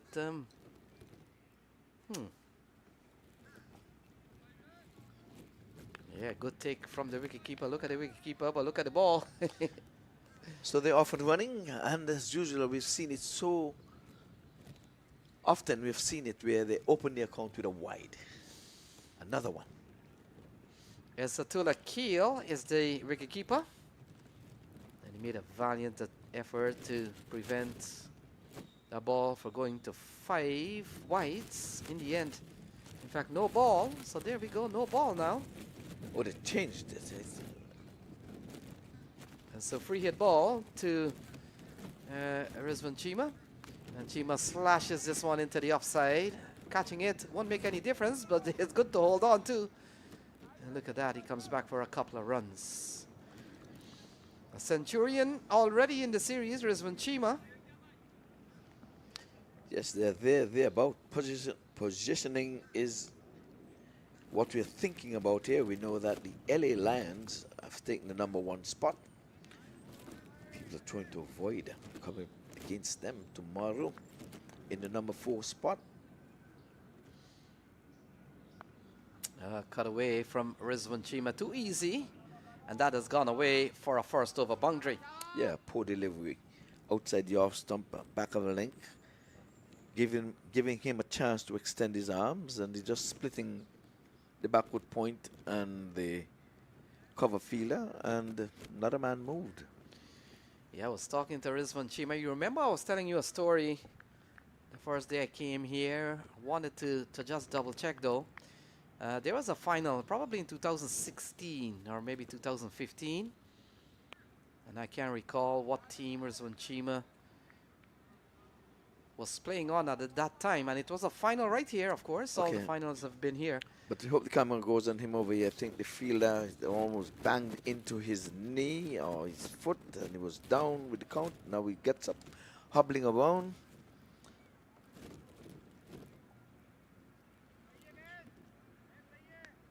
Yeah, it was a beautifully timed cut shot, but straight to point. The ball eluded his hands and went into his leg. He's rubbing, and he's trying to walk it off. He's off camera actually, but he's flexing that knee. So Stefan Pink comes on to strike for the first time. Fans at one outside the off stump, and the ball goes through to Esatula Keel. And we'll continue the Rizwan story after the next over. Asif has gone for 8. In his first over, we've seen a free hit, we've seen a no ball. And Chicago catchers asked to score almost 10 runs and over, just over. And ball outside the off stump. So that will, in fact, will not complete the first over, another wide. I think he's saying that Rizwan came across and he took the line with him, and he should not have been called a wide. He was outside and he was missing. See, he came across. I think that's what the queries from the skipper, Mohammed Asif. But the umpire's call, he said, I reckon the batter didn't have a fair chance of playing. Yeah, cut into the offside. That will complete over #1. So 1 gone. It's 9 for no loss.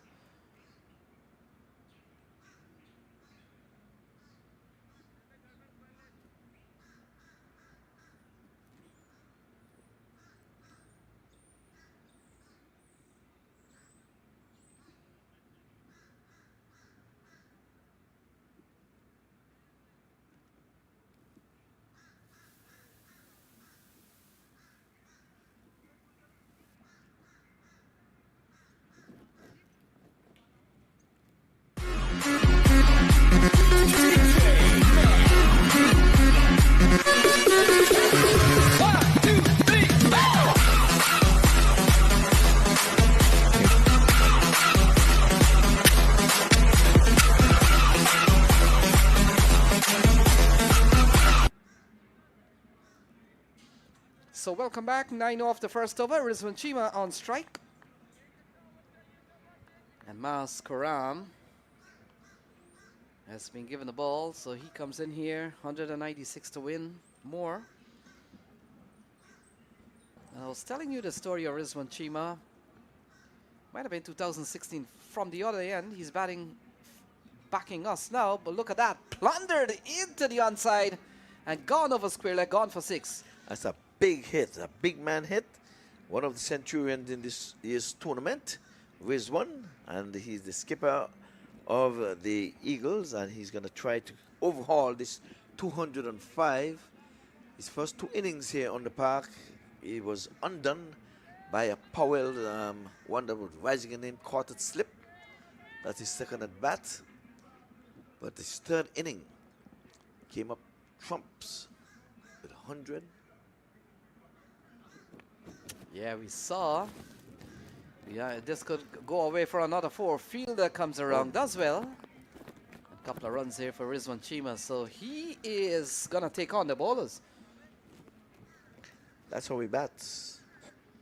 So he's playing his aggressive style, 2 men outside of the circle. Third man and deep backward square leg. I like third man. I think that's a run saving position. Specialist fields there as well. One score specialist used to be slips and forward short leg and gully.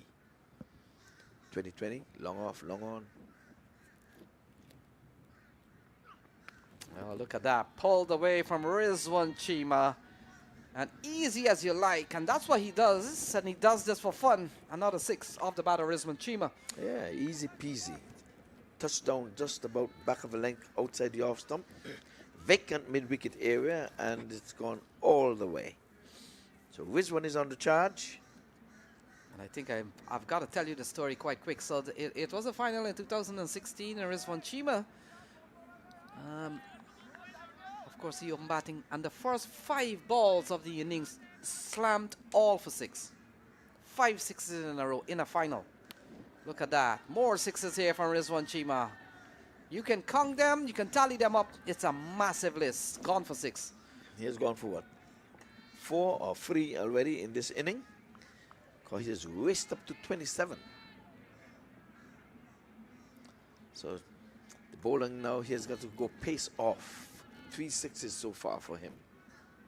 So 3 6s for Rizwan Chima. He struck 10 on his way to his 100. So let's see if he's going to better the 10. If he stays there, I can guarantee you he's better than 10. So 20 of this over so far with 2 balls remaining. Maskaram under pressure. And we'll come into bowl to Rizwan Chima. 6 hitting machine. And you got to take those balls any day, whether it came off the pad or the bat. Much relief to the bowler. Leg by is the call. Well, he got away with one. He was full into the legs. Rizwan, for some reason, he likes when they hit the pitcher, yes, because that was full, and that should have been carted over the newly erected stand in the western end of this ground. So Stefan Pink comes in to strike, and he gets a good delivery, big appeal. Maskaram is convinced.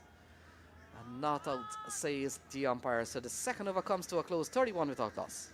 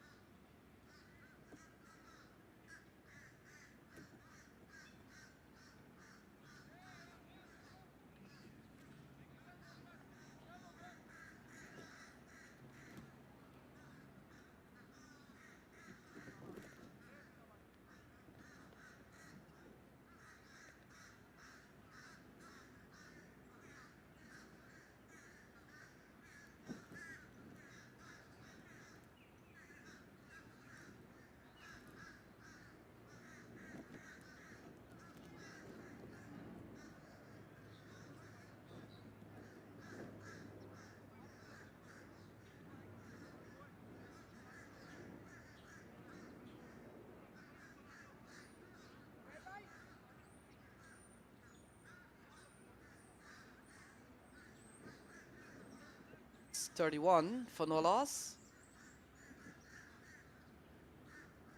And number 38 takes the ball, and so he will come into bowl to Stefan Pink. Rizwan Chima has gone up quickly up to 37, in fact 27. And so Samiola Jawad given the ball here. So like the last match, the skipper would have bowled the 1 over in and out. So he has made it a habit now. In his first match, he would have bowled all 4 on the trot.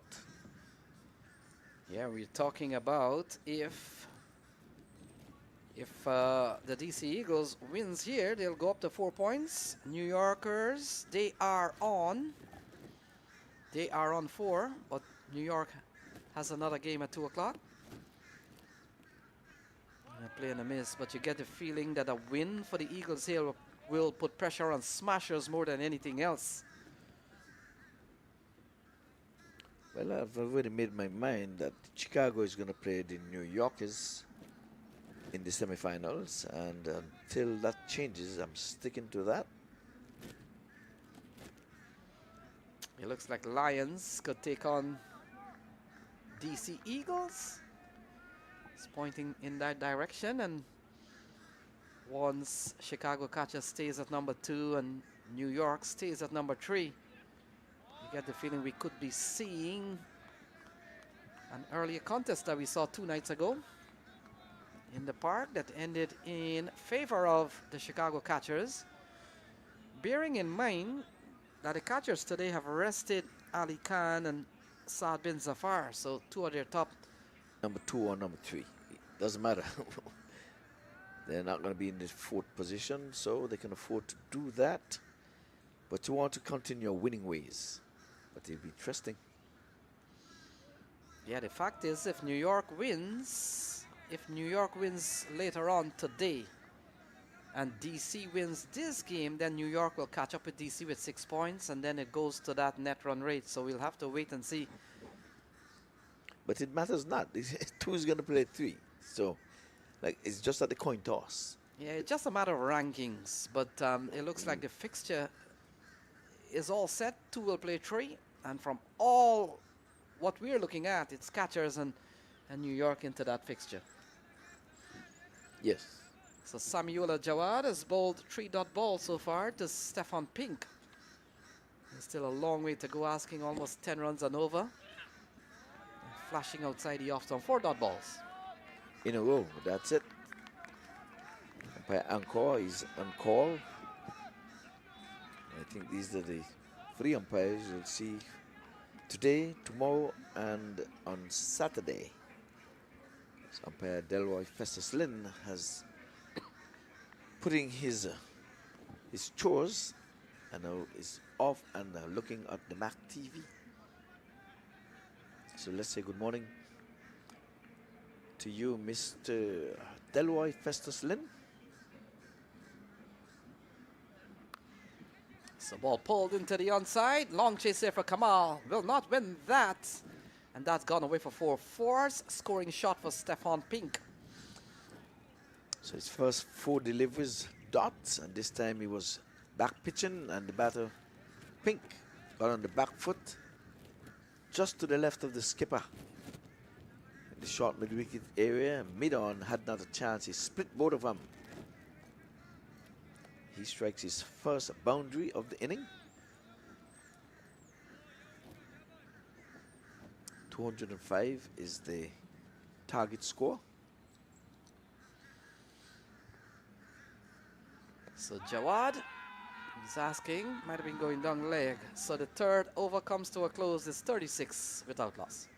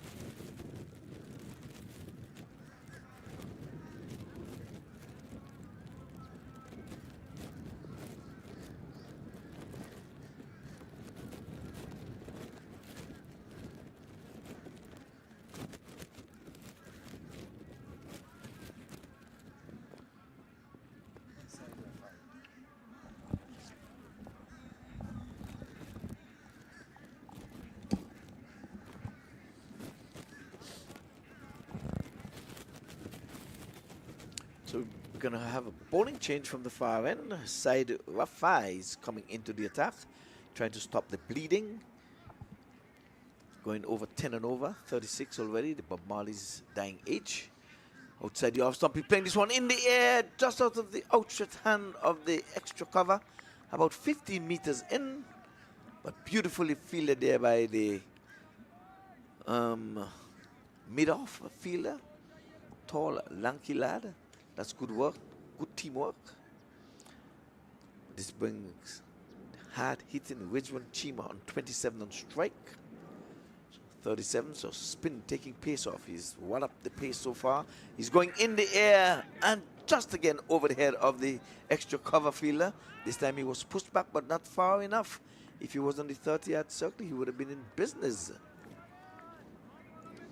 Don't know why would he try to keep Chima on strike. This is not good tactics. He's coming in for the single. Stay back on the 30-yard circle and get him off strike. But this time it's Pink now.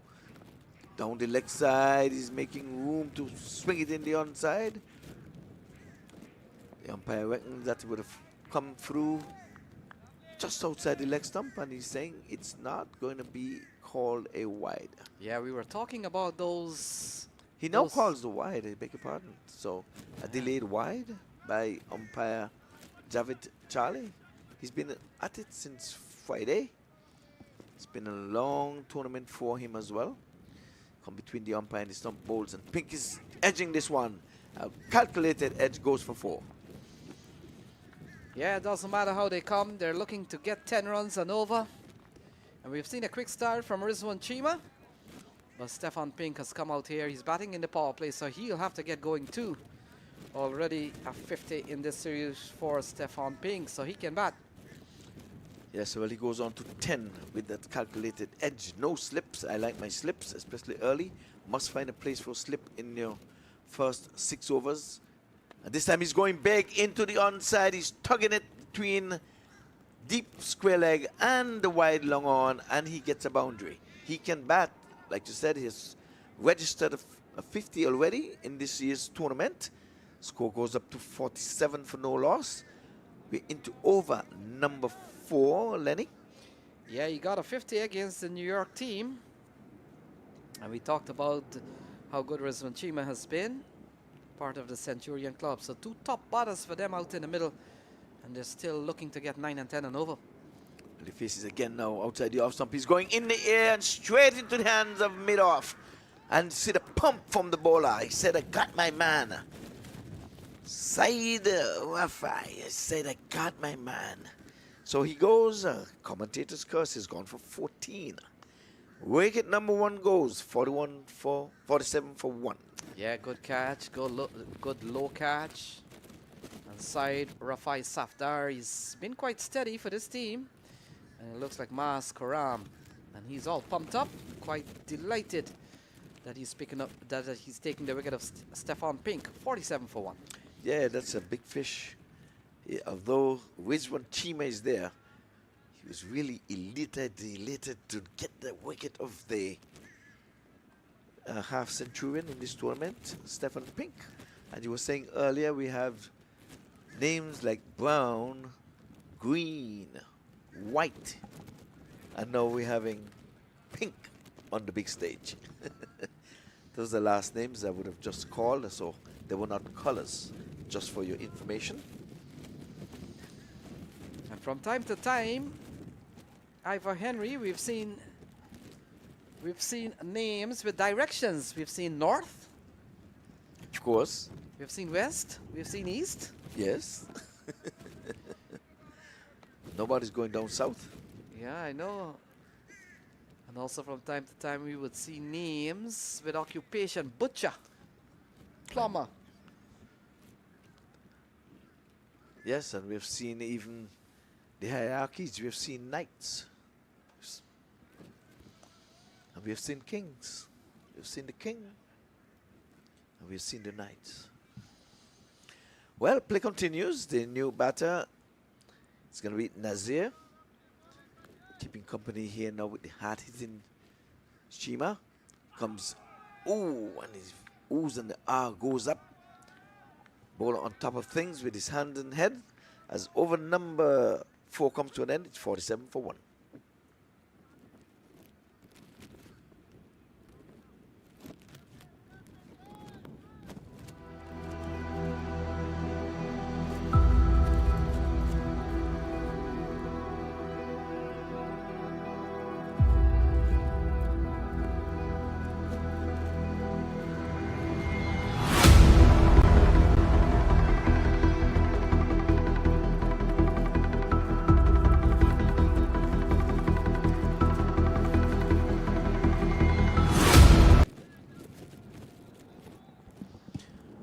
Well, we're back and enjoy those ads as you come on in and really support the sponsors of this tournament. So play continues. The wind is picking up. Lenny, what does the weather forecasters, what do they have for us? We don't know when he comes in bowls outside the off stump, is playing straight to extra cover and can't score. Which one plays Stone with such ease that sometimes you wonder if he's actually playing cricket.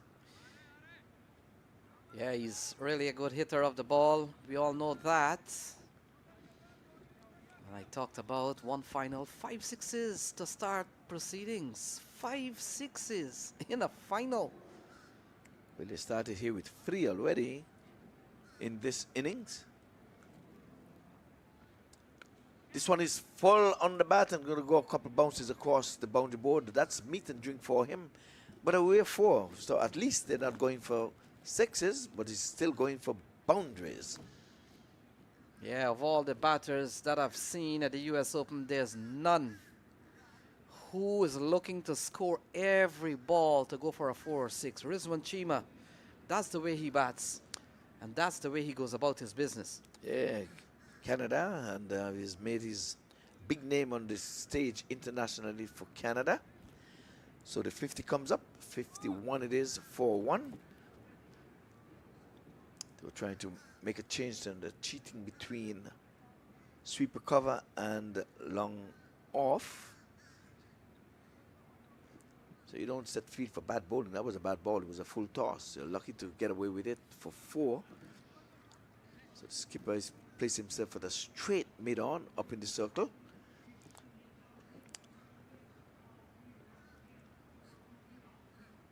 So where's the other boundary rider? Down square, but which one normally hits straight down the leg side. He's asking a question, but he's not going to get that no time of the day. Not on a Thursday for sure. So when you look at the 2024 final, Ivor Henry, weren't these 2 teams the finalists? Yes, last year. So the finalists last year on the show here right now. And DC, they're trying to seek some revenge from losing that final last year. It was a close one.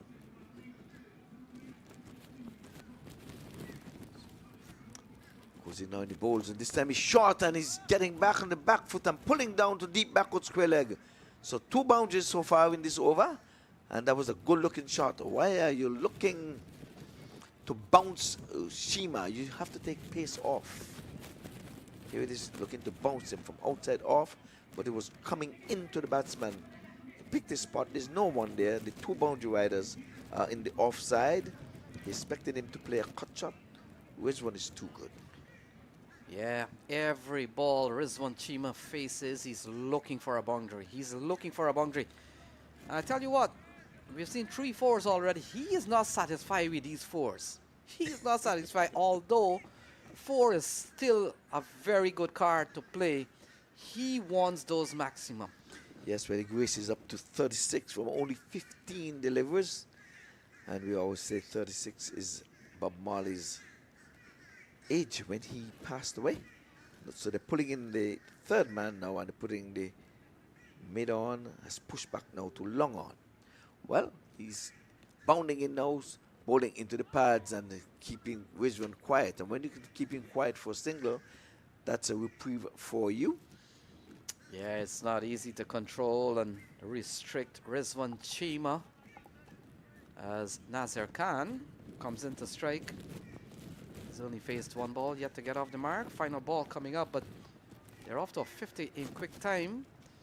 And the asking rate we talked about getting just over 10. Let's say 10 will take you to 200. We'll figure out how we'll get the other 5. And those we'll probably take with extras. But other than that, Ivor Henry, they're going better than the asking rate. They're going at 11.5 runs and over. Yeah, well, 149 is needed from 91. As look at this last legal delivery. But here trying to get off the mark and down the leg side, wrapped in the pad, still not getting off the mark. Question being asked. The answer is no. As we come to the end of that over, is 56 for 1.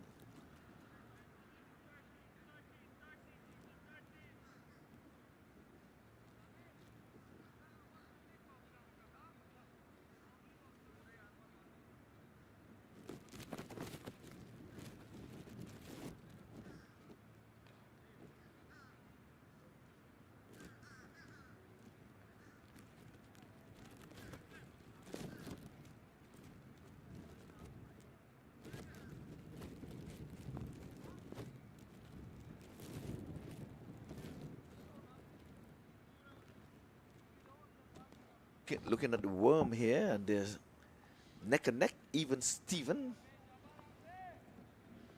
at this time. And we were saying 36. It's reminding us of the legendary Bob Marley's age. He died May 1st, 1981, at the tender age of 36. 56 for 1. So which one has gone on to 37? Nazir is yet to score. So we need pace off. Spin is in the attack, and Rizwan is going big, but getting the inner portion of the bat as it rolls out to the man in the mid-wicket region. Those are the 2 boundary riders, mid-wicket and long on. Yeah, they'll have a lot more, or they have more at the disposal after the next 5 balls. Nazir Khan comes on to strike. Yet to get off the mark. He's took some 2 deliveries so far. And he's getting off the mark with this one as he's tugged it into the onside. Long on comes in and fields and bring the hard-hitting, aggressive Rizwan Chima, the skipper of the Chicago Catchers. Yeah, during the course, folks, during the course of the DC Eagles innings, we saw 100 from Hussein Bukhari. And he joins 4 others in very elite company. So side five comes in between the umpire and the sticks, and he's making room and slashing over the infield. You've seen a couple of those. They're wanting 2. Why is he sent back there by Nazir? It's 58 for the loss of 1. 59, I beg your pardon. 59 for 1. So they're planting poles, and when Rizwan is that the crease, and you can be planting poles. Bowlers are really, really doing well. Semi coming after him, going into the long on position, just going to be for the 1. Again, more poles. 4 up, 4 singles. Yeah, they're on top with what is required, over 10. In fact, they're going better than just over 10, 10.5. And of course, you've got Rizwan Chima. Well, this over been kept quiet so far, no boundaries, 4 singles, and going after him again just for another single. So 5 balls and 5 singles. That's one going out to the deep mid-wicket. Again, the bowler is keeping things in check. An unusual over. We're into the 6s, 61 it is. That's the last legal delivery left in this over number 6, which will end the power play. Would we see a boundary? Ball between the umpire and stick balls, and this time he's going after him. In the air, still in the air. Gonna go 1 bounce 4. And they're looking for confirmation. Yes, 1 bounce 4. We can see it from here. So a boundary in that over. 65 it is now for the loss of 1 wicket at the end of that power play.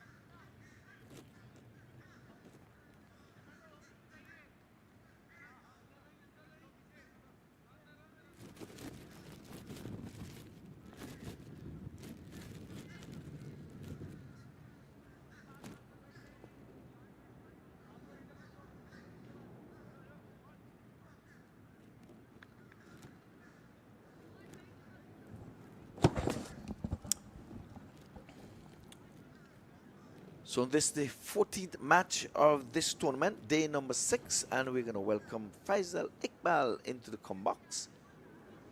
Good morning, sir. Morning, Iva, and morning to all our viewers on MAQ TV. Amazing game going on right now. Two strong contenders. Yes, well, the DC Eagle is trying to stay in the rankings. This one outside the off stump and French cut here. This one is chopped, going past the big glove and down to the boundary for 4. The French cut. Yeah, he was trying to play between the two fielders in the ring on the offside. You got third man in the ring and point.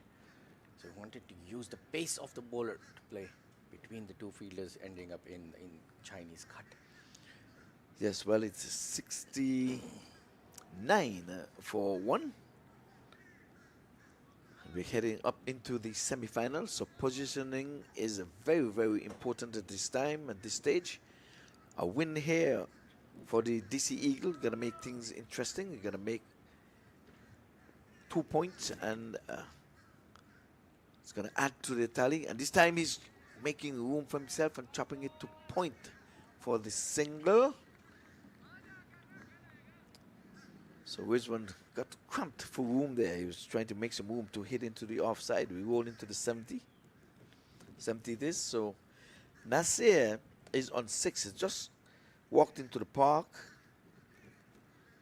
So Nasir can, if anybody can, Nasir can. Yeah, looks a good player. Yes, well, he's on 6. They're looking for the win.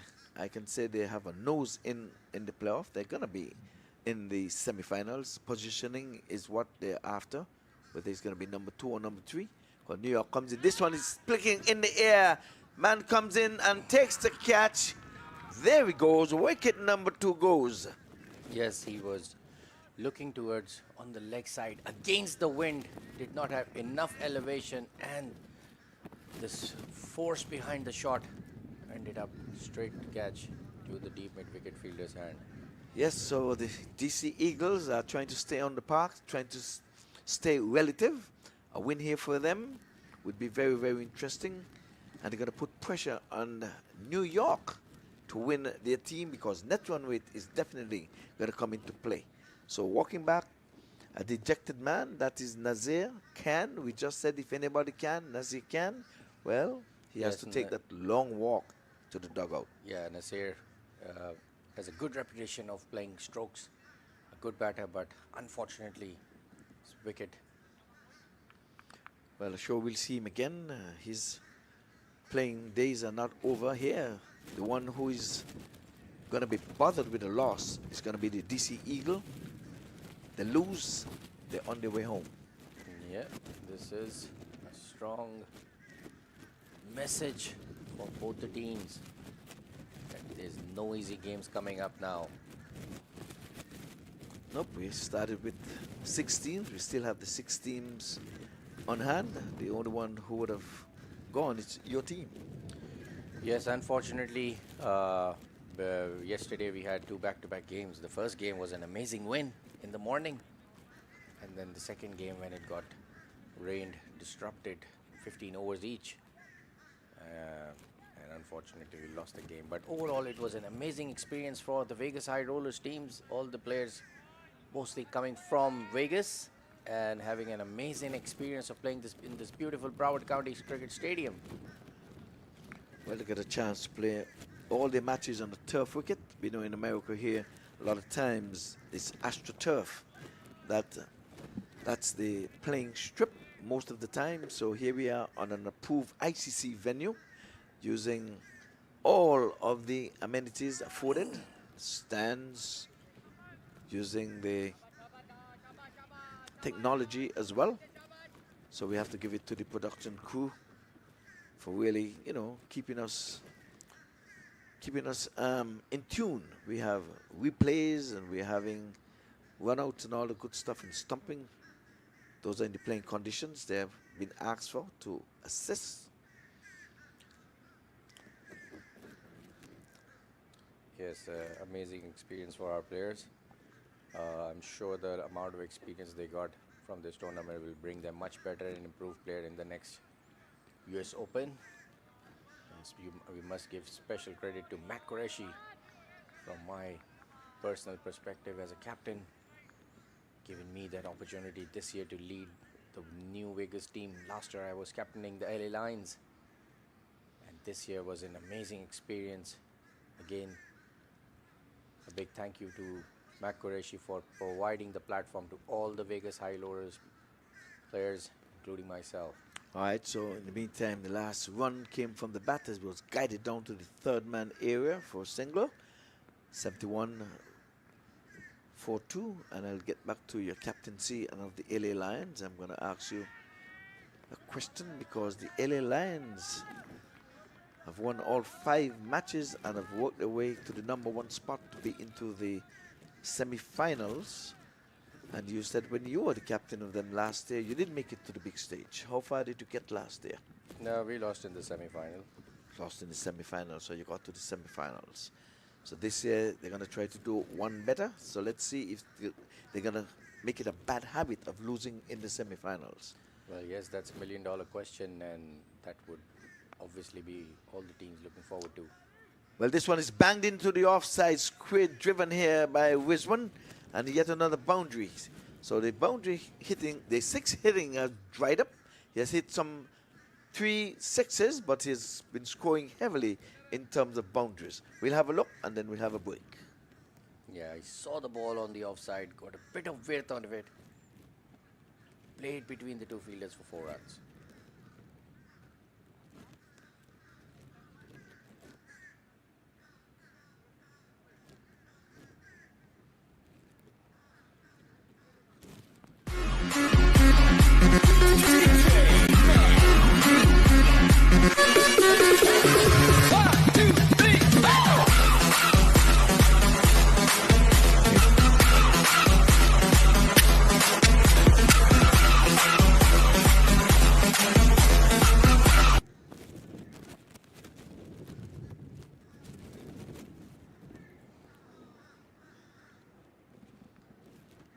And Bukhari from the far end.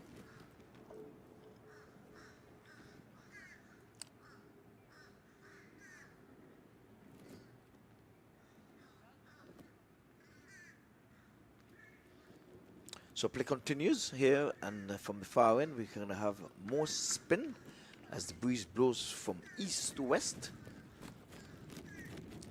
Bowling these off spinners on the back foot, putting and missing. Wicketkeeper takes it over the sticks.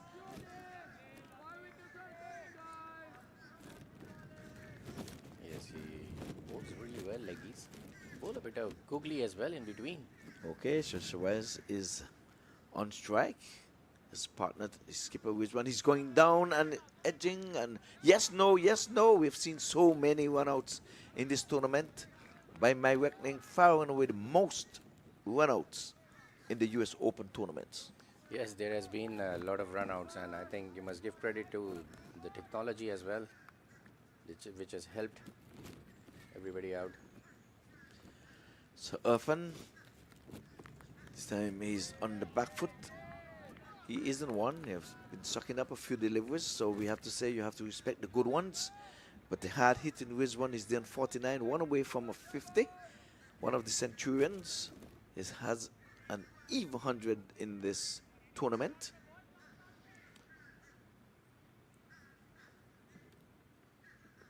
This time he's out sweeping, and he's gone for 4. No, No, he missed. Ball. It's a dot. I saw the umpire putting up his hand, so I'm saying, well, what did I see? But I guess he was talking with his square leg partner. It's a dot. It's a dot ball. Oh. He went for a big hoik. Yes. Watching the ball, actually. I looked at the umpire. I didn't see it. I'm like, did he signal 4? Well, this time he's Again. going in the air, and he's going to go over the boundary ropes, and has gone for maximum. He's been trying. Out of the park. 6 runs. He's been trying it from a while. He was missing a couple of balls. This time he got right into his screws. See the ball, Bukhari flighted. He saw the flight. His eyes got lit up. And went for a big 6. Yes, to call that C ball, hit ball. We rolled into the 80s. Now it's 81. It is for 2. And it's a nice, cool morning here on a Thursday. We're into day number 6 of this tournament. It's an 8-day tournament. So tomorrow is the semis. So both teams are having their last preliminary match here today. And again, positioning is for the Eagles. And to stay on the park and to stay relevant is the Eagles. Yes, a very important day, crucial day for all the teams in their games.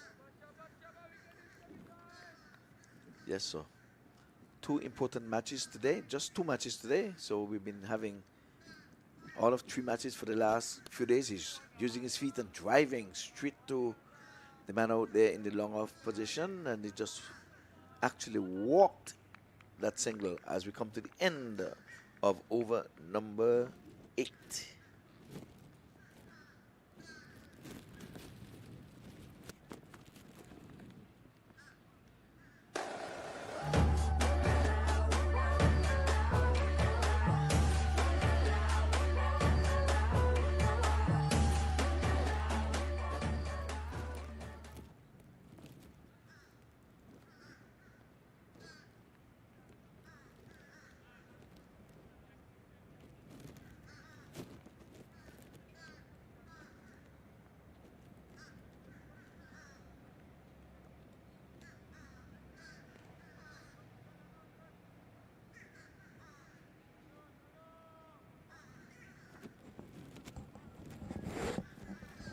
Chicago catches 82 for 2 after 8 overs. 10.25 run rate, and required is 10.25, so they're right on the line to chase this mammoth target of 205. Well, once Rizwan team is there, trust me, there's all hopes of getting that, and he has got to stay. He has got to stay. This one is opening the blade and playing it to backward point. Yes, a huge responsibility on the captain Chima. So Mohammad is the bowler. He's into his second over. He's given up some 10 runs from his first over. So he's there or thereabout. Their asking rate is just over 10. So they're going to like the Eagles, the Chargers going to like the look of him because he's given him a chance to stay on that required run rate of 10. This time it's cheeky. He's playing this one over the fine leg that is up in the circle, and he gets a boundary. 4 runs.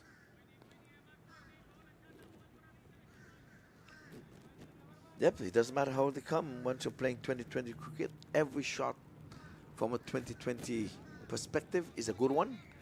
Whether you're on the edging, you're dill scooping, you're reversing, you're whatever it is. 2020 is about runs and wicket. But we have Yes. seen some good fielding and throwing to the sticks in this tournament. Yes, good shot from Chavez. Improvisation. Yes, 86 for 2. Mohammad runs now outside the off stump, playing it down to the cover sweeper. It was aerial, but there's no cover fieldsman. There's an extra cover fielder, and there's a point fielder and a third man. So it was deliberately done. Now the hard-hitting Chima, 1 away from 50. He's not looking for 50. He's looking for boundaries. He's looking to get to 205. So 50 is small potatoes for him at this point. He's thinking over 10 and over. So Muhammad pulling over the wicket, left arm. Rizwan is poking at one outside the off stump. And unlike Rizwan's shot, he's normally aggressive, looks to play every ball for boundaries. But it was a good delivery, touching down about off stump and still going further away. Pace off. Yes, a huge responsibility now on the captain. He knows how important it is for him to stay on the wicket. And he likes to play this format really well. He loves playing shots in the power plays and then carrying on from there.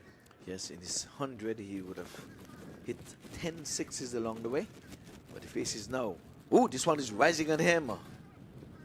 Handled it well. And for the first time, we've seen a bowler who have put Rizwan in defense. And that's his 50. Yes, a great knock from the captain in 25 balls. Yes, telling you, he's the man in form, the man to look at. He wants to be on the big stage on Saturday. In order to do that, he has got to win his semi-finals.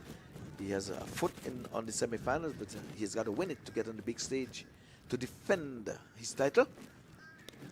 This one is walked off the legs into the onside for a relaxing, walking, a stroll in the park one. Again, once a good morning, good afternoon, good evening, good night, wherever you are. You're listening to live commentary in this 17th edition of the US Open.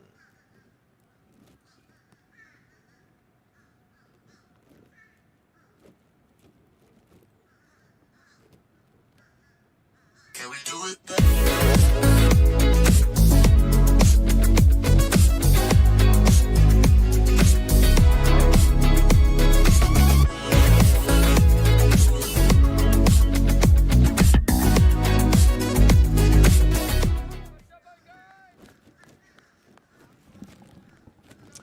So welcome back, and after those ads there, we're gonna ask you to support.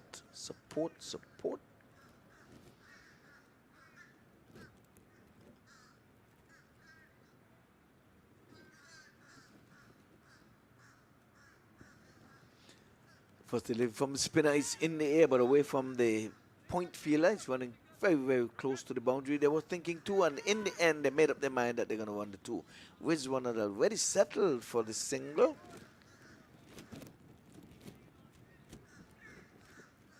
Yes, there was good running between the wicket. Fumble from the fielder. And the batters did miss the opportunity. Take the second run. We're into the 90s now. 91 it is. And Shawaz Irfan turn this one off the pads, and it's going to be a walking single. Well, These guys go boundary hunting, so they can afford to run the one. Normally, they'll try to hustle two with a man coming in from the deep. yes, I'm surprised they're not running hard to put the pressure on the fielder. Chavez, I've always noticed him. He's not a good runner between the wickets. He doesn't take his first run fast. Big hook on the leg side. Oh, that was a 6 valiant runs. effort, 6 runs, but it was a good effort. Got his hand in it, jumped, tried to knock it in.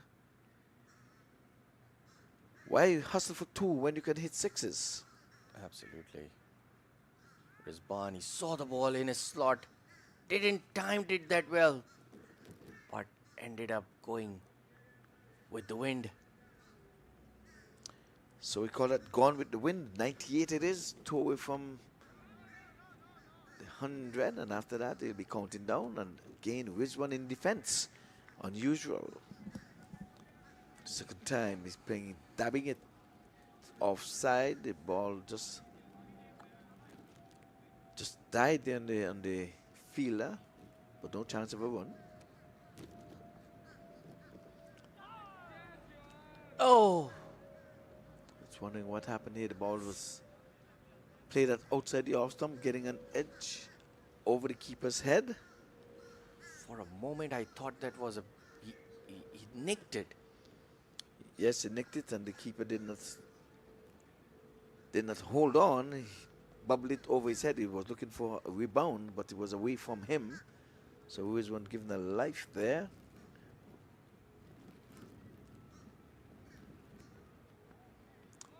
Chavez. Pulling at this one down the leg side, taken there by the wicketkeeper. That over comes to an end. We're having a look. That was a good ball by Astani. He knew that he's going to go on the leg side. Luckily, there was no top edge. 99 for 2 after 10 overs. Yes, so at the halfway stage, 99 for 2. And they're trying to get to 205 for the win. And the win will just putting them in a position of number 2 or number 3. And I think a win for them would certainly have them in the number 2 spot. Number 1 had already been taken by your former team, LA Lions. And from day one, I said they were the team to beat. They looked the part, made it to the semi-finals last year. But they would have taken down the defending champions, the Chicago Catchers. The DC Eagles have got. You can see how. Yeah, the worm, you can see the purple. Our eyes are going to be on the purple if you're not colorblind. The purple is what is chasing the runs, and they are above where they should be at this time as far as the DC Eagles are concerned. They've got to get some good overs in because they're keeping pace with over 10 and over. Yes, it's boundaries and sixes are raining all around. Yes, well. This one is being pulled. And it's going to go for 400. Comes up. 103 it is. Yes, Chima wanted to pull it. Didn't have enough on it. Topped edged. Above the head of short fine leg. Luckily didn't went into his hands. Saw the ball. Bit short. Went with the shot. Cramping him up. Going towards the leg side for 4 runs. Yeah, top edging in this one. So Wisborne is on 61. One of the Centurions in this year's tournament. And this time he's playing a defensive shot again. They're throwing, looking for the run out. So Yes, Wisborne is asking for a change of bat. So he has got some 62 with this bat, and he's asking for a change of bat. These days, these batters have like 4 or 5 bats. In my playing days, sometimes we had 1 bat. You bat with it, and when the non-striker gets up to your end, you have to throw the bat up to him to bat. That was way back in the 60s. Yes, those were the days. Now these professional players get 5 to 10 bats. Yeah, sponsored bat, showcasing their wares on the park with their stickers. So here's 2 bats coming out for Wisborne to pick one. Yes, a huge responsibility on the captain now. He's playing really well. Chasing this huge target of 205. Still got halfway of the game left. Cruising. Yeah, they're in cruise control at this time. So they're going to need a few decent overs from the DC Eagles. Their skipper is off the park at this time. Bowled the 1 over and left. This time he's stroking it nicely in the offside. Long off comes in just for the 1. So Wisborne has been kept quiet. He's waiting for a change of bat. Sure, at the end of this over, we'll see that. So Shawaz Irfan came in when the last wicket would have fell on the score on 70. You've watched the century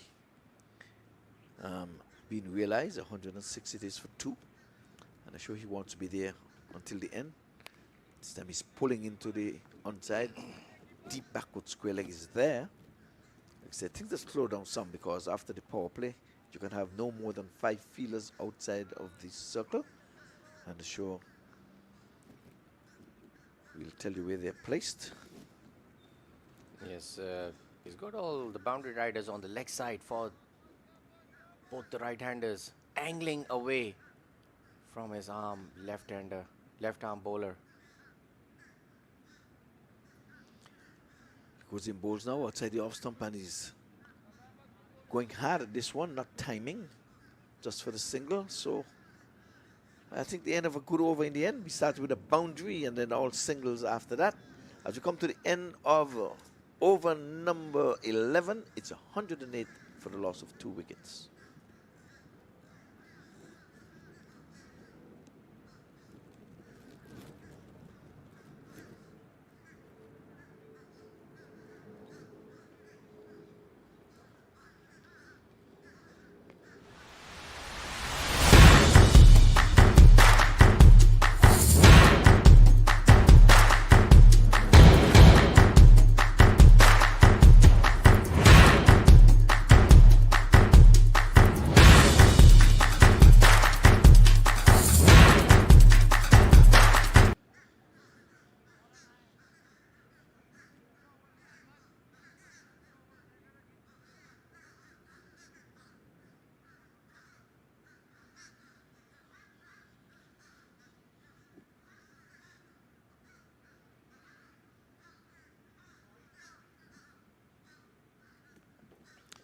So after change of bat and a change, a little refresher there for the fielding team and batters alike, we're back. And the sunshine is back as well. This time he's playing this one straight down the ground. There's a man down there. He's not going to be able to pull it in as he goes beyond him for 4. A great shot from Shima. He saw the ball a bit air. His eyes lit it up. Uses his feet towards the long off for 4 runs.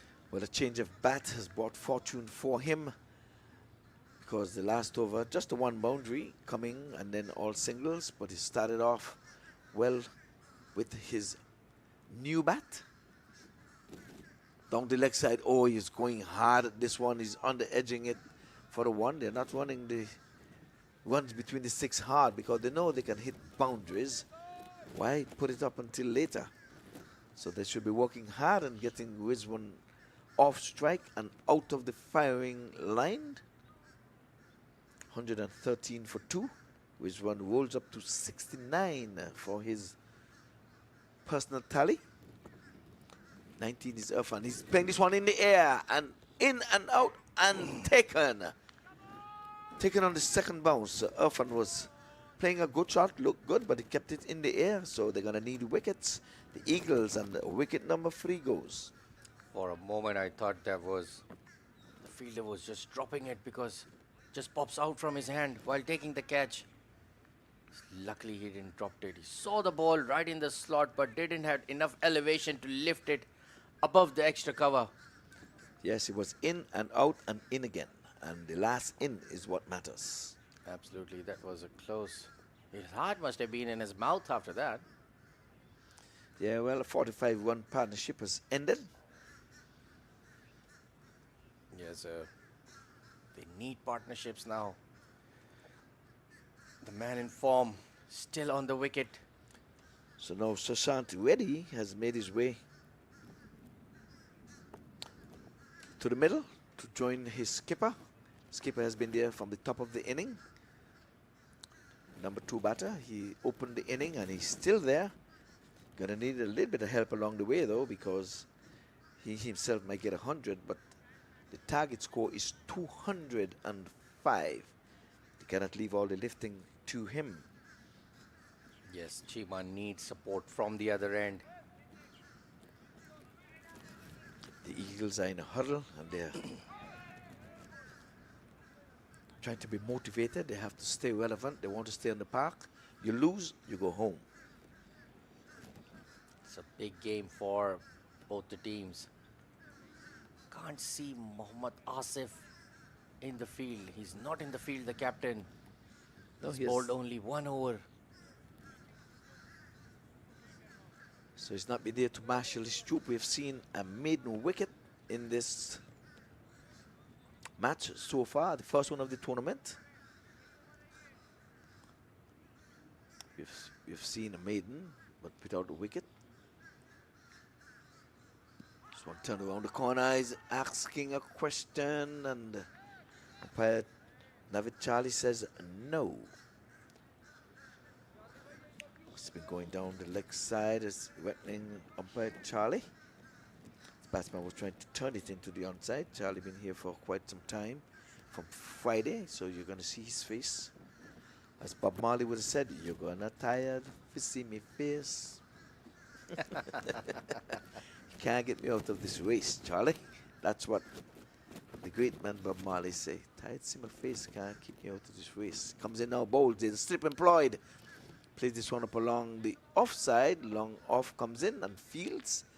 I like to see the slip. You've been doing that. I like your field placing when you played most of your inning. You were always on the attack. Sometimes the best defense is to attack. Absolutely, and I believe a lot of players, youngsters, if they were watching, if they want to be a good captain, they should watch how you use your troops and put the pressure on the opposition, which areas to place your fielders. This time it's going in the air. There's a fielder running around down there, but can't catch up with it as it goes all the way for 6. So, where's one again? on the charge. He goes into the 70s now, goes on to 75. 120 comes up on the board. Can describe that. Yes, he saw the ball, was flight to delivery, lit it up his eyes. Out of the park for 6 runs. Easy peasy, easy as you like. So why run hard when you can just flick him over the boundary for 6? We call it a baby 6 for him.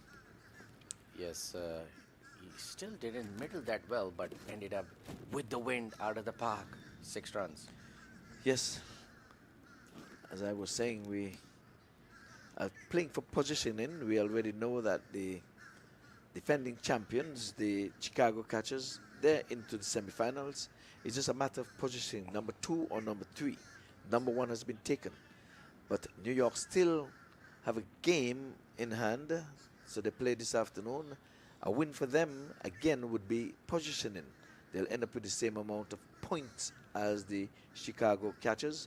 So net run rate will separate 2 and 3. Absolutely, there's strong game going on between the 2nd, 3rd, 4th, and 5th. Those 4 teams are in competition. Playing with soft fans but can't score. The busy area point comes in a flash. We've seen so many runouts from that area. One stump to aim at, and oftentimes they were hitting. Yes, the new batsman Shoshant is taking up balls. He needs to give strike to Chima. In the air, one bounce to point. Again, you've been putting your best fielders there, employing slips. The match that you would have won, I hope it's a highlight, the whole match, the one that you won, to show where captaincy and leadership comes in. He's banging this one into the offside.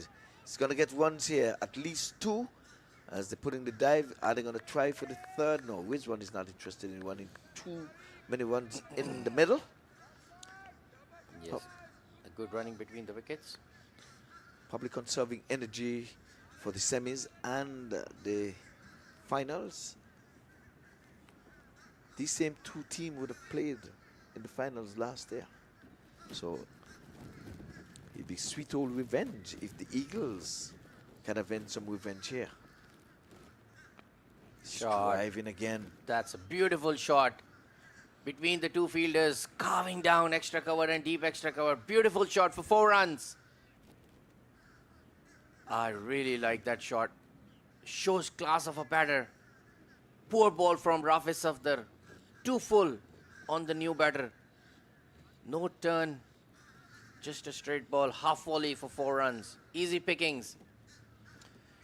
So again, Shoshant ready. He seems to have been ready for that one. This time it's a loud appeal. And they're asking and asking and still asking. And the answer remains no. Umpire Ankor says no. And he's still asking. They're sending it upstairs, but that does not come upstairs. We're so sorry. They're out of reviews. They're out of reviews. Yeah, the keeper was sending it upstairs, but we'll have a look. We have the benefit of that. Well, it looks very close actually to me. It was a good shout. It was a good shout. The umpire is in a better position to see it from there. Well, viewers, you have a chance to see the replay on the review. But what you think doesn't matter. What matters is that yellow top and black pants standing behind the sticks at the bowler's end, and he says no. A single with the next ball, another throw comes in direct, but the batter was safely home a long, long time ago. Yes. So at the end of that over, it's 127 for the loss of 3 wickets.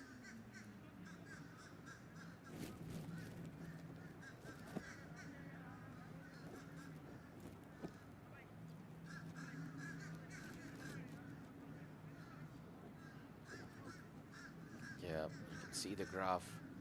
Chicago Catchers are still in a better position, cruising towards 204.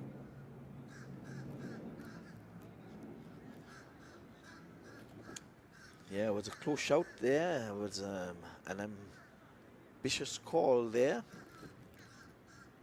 with the no from umpire Anchor. But again, that dreaded finger did not go up, and that's all that matters. So 205, that is the target score. It's not too far off. 127 for 5. The wicket column, yes, for 3 wickets. Where did I get 5 from? So the wicket column looks good. But the important thing is that Rizwan Chima, the captain, is still there on 75 and leading from the front. Yes, change of bowling from the far end. Maz coming in for the DC Eagles. Seems like the captain Mohammad Asif still not in the field. We're not sure who's leading the troops. Wide ball to start from. Outside the off stump, wide of course, and not a good start. Matter of fact, the inning started with a wide. So they can ill afford that. They've got to work. They have to have a plan, at least to get Rizwan Chima, first of all, out. Second, off strike. This time he's working this one off the legs, running the first one quickly. And they're going to be running a relaxing 2. So a weird double while Rizwan is out in the middle. Yes, and very nice wristy flick on the leg side. One of my favorites. Playing really well. Sushant looks a really good batter. Yes, well, his last name ready, so he is ready. And he's making way for the big stage. His team is already in the semi-finals. They're just looking for positioning, whether it's number 2 or number 3. Right now they're in the number 2 spot. But New York still they have a game in hand. They play next, and they're red hot. Last night they didn't lose a wicket. Out of 198 without loss. This one is effort delivery point. The busy area comes into play and can score. And Rizwan has beckoned to him, speed it up a little. Yes, he needs to give strike to Chima. Cannot take too many dot balls. No, we'll have to give the fielding team, and you would know as a captain, that's what you would have been doing. Keep the big hitting of Rizwan Chima at the non-striker's end. Absolutely. So I'm impressed with that. Whoever is captain in the team at this time, since the original skipper is off, outside the off stump, swing and a miss, slower ball, pace off, very good. He's thinking. He was swinging at that one long before the ball would have reached him. That's good thinking. So the boundary riders are in place. Everybody is in play. As 3 deliveries has gone, and Irfan has sucked up all of those. And if you had to include the wide, 4 deliveries, 3 of which are legal. So it's going to be a 7-ball area. Over. This time on the back foot again, point gets in the way. Your best fielder better be in that position. And it seems as if they found their man to be in that specialist area. That's a special area, trust me. Yes, the dot balls are building pressure on the Chicago catchers, especially on the captain on the other end. Well, that's what you need. You need to keep him off strike. And if he gets 1 ball, you know, the chance he might hit that for 6 as well. So do not try to give Rizwan 2 balls in and over outside the off stump, and that's not bad. Just give him the 1. Just the 1. So Rizwan coming for 1, pressure on him to hit a boundary. They want to hit a boundary every over. And let's see. Field remains. So they're going to try to not give him the single, at least to get on strike at the other end. Worst that they can do is to give him a 2 or a dot. The best they can do is to give him the dot. A wicket would suffice. He's pulling in the air. There's a man down there. He's not going to get it. He gets a 4. So I'm saying you give him 1 strike and he's going to try to go for a boundary. So Rizwan has gone on to 79. Scores 135 for 5. For 3. For 3. I keep on saying 5. I don't know why I'm trying to give them. The second time I've said that. I'm so sorry.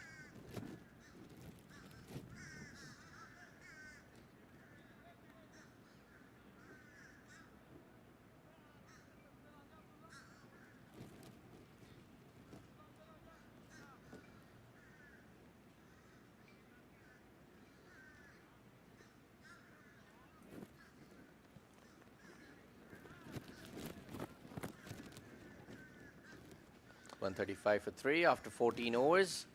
70 more runs from 36 balls. Still got the danger man, Rizwan Cheema. Yeah, he's 21 away from another century. Would he be the first to get 2 centuries in this, the 17th edition of the US Open? So you have all of 5 centurions. Yes, you must give credit to the groundsmen. They've made amazing pitches throughout the tournament. I've played on them. I really loved it while batting. All the batters are really enjoying it. It's helping the spinners, helping the pace bowlers as well. Overall, everything for everyone. So good 2020 pitch. Absolutely. Well, creators, you hear it here for yourself. A man who has showcased his ways right out in the middle. We are about nearly 150 meters away, and we are saying it's good. But here is a man who has been there on the deck, and he is telling you it's a good deck. I have to believe what I'm hearing. Play towards extra cover. Fielder for 1.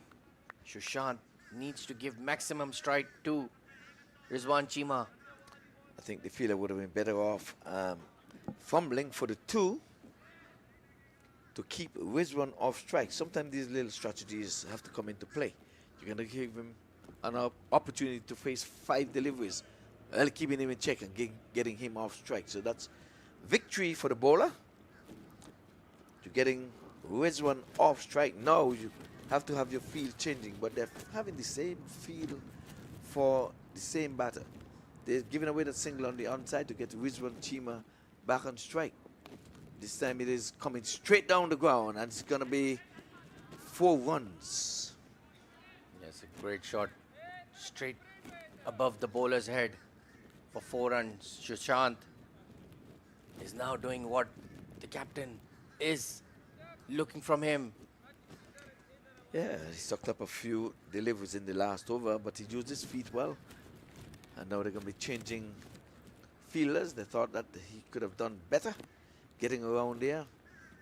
Oh, why did he do that? He smacked his fielder hard on the hand and came ringing. So at the end of this over, we're going to have a change of commentary. I'll make my way out of the box. And he's got a wicket there. He saw the ball. Played towards the leg side, went for a big slog.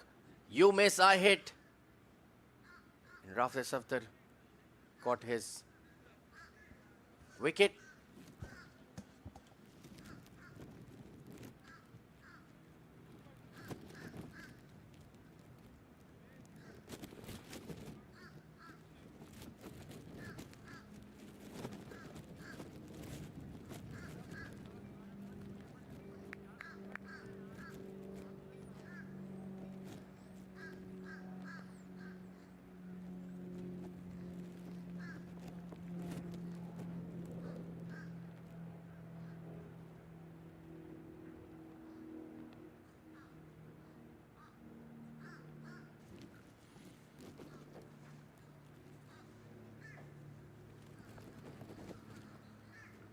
So we come down to the last 32 balls. Faisal Iqbal, 64 to win.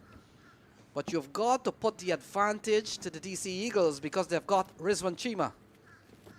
Absolutely. Captain leading his troop. He's not having any support from the other end. The team needs to play their role. All the batters from the other end with the captain. That can put less pressure on him. And you get the feeling that this game has come into to a position where Rizwan Chima, he's so impactful. He scores very quickly. We talked about already 100 in the tournament. And he's on course here. Enough runs for him to get 100 if he bats well. Jamie Hay comes to the middle. Referee Safdar would be quite happy that he's picked up a couple of wickets. He's been quite steady. Ball worked into the offside. Good deliveries at this stage of the game. Yes. DC Eagles are on them. 4 wickets they got. Still, the run rate is 9.51. Required is 12.39. Yeah, driven into the offside. Will beat the man. Maskaram can't get it wrong in time. And that's 4 good-looking runs for Jamie Hay. Yes, a good shot from Jamie. He saw the ball towards middle and off stump. Saw his slot. Big gap between the both fielders for 4 runs. Was watching it. Got a juicy half volley from Rafi Safdar. Easy pickings for the batter. No time for the fielders to move for 4 runs. 145 for 5 after 4 after 15. 145 for 4, I beg your pardon, after 15. Needs 60 more runs from 30 balls. That's what T20 cricket is all about. Yeah, Faisal Iqbal, and you talk about if you're playing T20 cricket in 2025 and you're batting in the 15th over and you see an asking rate of 10, 11 and 12, you're expected to get those numbers when you play T20 cricket. That's what it's all about. Yes, that is what the players practice for. Every individual knows their roles really well these days. So Maskaram comes into Chima, worked away, down the leg side, gone away for another boundary. 4 runs from Chima. Leg side is always a favorite area. Bad line from Maz. He knows that Rizwan likes everything on the middle and leg, and he's giving the balls into his strength. Juicy half volley on the leg side. Easy pickings for Chima for 4 runs. Yeah, no benefit bowling down the leg side. Faisal Iqbal can't get a leg before. You're on the risk of bowling wide. You're on the risk of bowling 5 wides. Sometimes keepers don't get across too quickly. Oh, slashing shot into the offside. Fielder out in the deep, but the intent is quite clear here from Rizwan Chima. Yes, he knows his slots, especially when he's set. He knows his areas on the offside and the leg side. 54 more runs from 28 balls. Thus, it's getting tighter and tighter as the game coming close. Chima the man. So the 150 comes up in the 16th over. Maskaram coming into this over has gone quite expensive. 2 overs for 28. And we'll come into bowl to the new man, Jamie Hay. And Hay cuts well. Protection out in the deep, and that brings the equation down to 54 to win.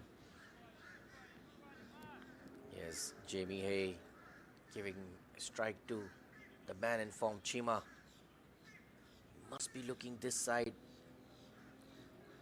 Everything on the leg side. Mars knows Rizwan is looking for big shots. He's looking for his slower ones now. Let's see how he delivers those ones.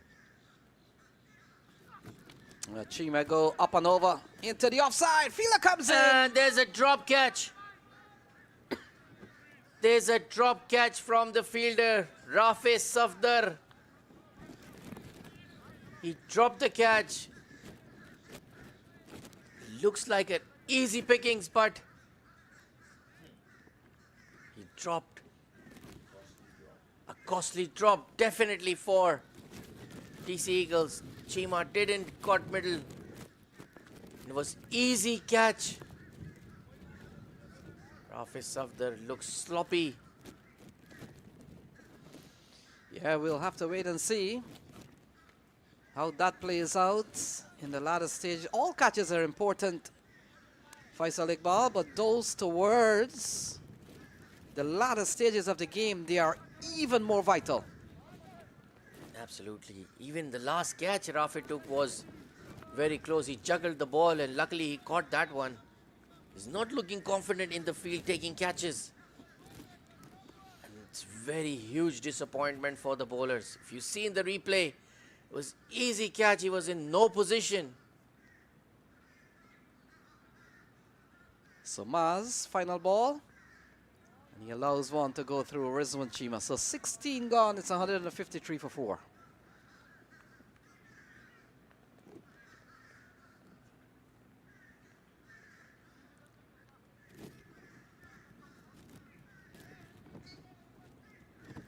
.153 for 4. After 16 overs. 52 more from 24 balls. Chima, the man in form. Jamie. Yeah, Jamie has supported well. We saw his first scoring shot was a lovely drive through the offside that went for 4. And folks, let's bring you up to speed what's happening here. Chicago catchers, they're on 6 points. We talked about the LA Lions, 5 perfect games for them, and perfect in the sense that they've won all their games. So they're at the top of the table with 10 points. And we're looking at the DC Eagles. They are on 2. 2 other teams still lying on 2 points. Vegas High Rollers, but they're done for the tournament, so they stand a very tough outside chance. Smashers plays next. And so if DC Eagles can win here, they'll go up to 4 points. They will separate themselves from the group of 2. And they could be the team to be that number 4 spot, but they've got to win this game. And Rizwan Chima is out in the middle. It makes the biggest of difference. Bukhari comes back for another bowling spell. And he starts with the ball angling down the leg side. Couple of runs here. We'll wait and see whether it came off the bat or the pad. But they've gone for 2.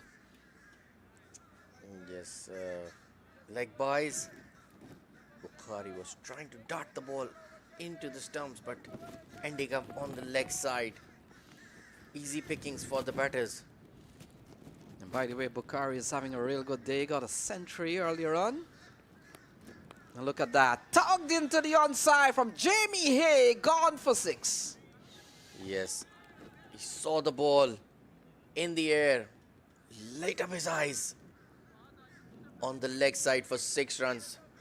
The huge big shot. Saw the ball right into his screws. Out of the park for 6 runs.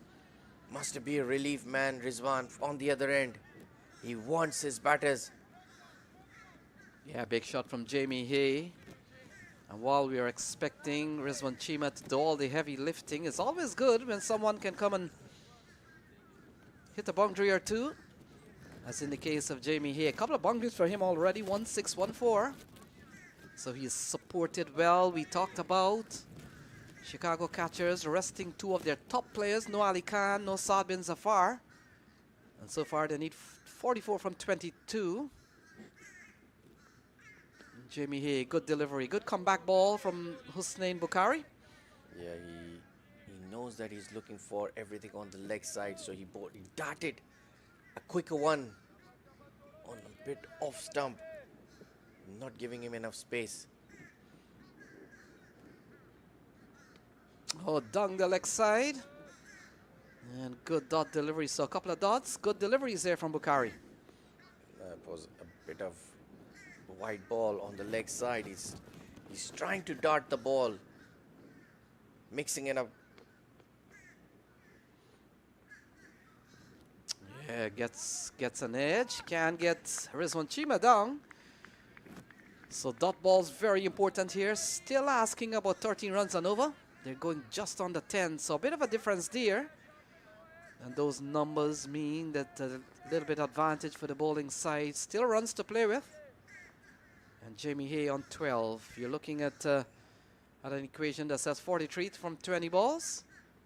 And he goes into the offside. Mascaram will come around. Very safe, good young man. And a single to Jamie Hay. Yes, Jamie wanted to look towards the extra cover, but a quicker one just got him single. Chima, what he must be thinking right now in his mind as a batter, as a captain. Oh, big appeal, play and a miss. He's being given out. So that's the end of Rizwan Chima. He falls for 86, 163 for 5. For a moment, I thought he didn't nick it the way he was looking towards the umpire, but it was a quicker one from Hassan Bukhari. The appeal, and Rizwan was shaking his head but the umpire knows the best on the field.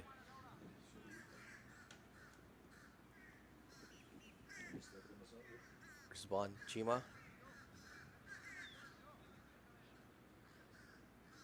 He's looking very dejected. Played a brilliant knock as a captain. They still got 3 overs. 163 for 5 after 17. Chasing a target of 205. DC Eagles tails up. Yeah, Irfan Khan comes to the middle. Rizwan Chima, 86 from 43 balls, 9 fours and 5 sixes. And you get the feeling, Faisal Iqbal, this is where DC Eagles will fancy their chance of defending 42 with the remaining 18 balls. Chima out of the picture now. Yes, Irfan Khan. Jamie is one player who can change the fame of the game. So it looks like Samiola Jawad comes back into the bowling attack. He's been quite good. 2 overs, no made, none for 13. And so he comes back at a time. And Faisal Iqbal, let's talk about the mental pressure you are on when Rizwan Chima, who has opened the batting, has been with the game all along for 17 over. How it plays mentally on your mind that Rizwan Chima can take this game away from us. Absolutely. He scored his first 100s against us, so who knows the better than me in the field. He played really well, and obviously it's a constant thinking. Good start for Samiullah from the far end. He starts from a slower one. He knows they all want to go for the big one, so they're using the slower ones very well. Yeah, we saw him bowl a couple of overs from this end. And when you look at his bowling figures coming into this one, 2 overs, no made, none for 13 at a time, in which the catchers were going steadily at 10 and 11 runs and over. He bowled 2 overs, going for 6.5. And these are the death stages. 17 balls remaining. A play and a miss. New man in. Those are good men to bowl at. Yes, that was a good ball from Samiullah. He saw the new batter facing him.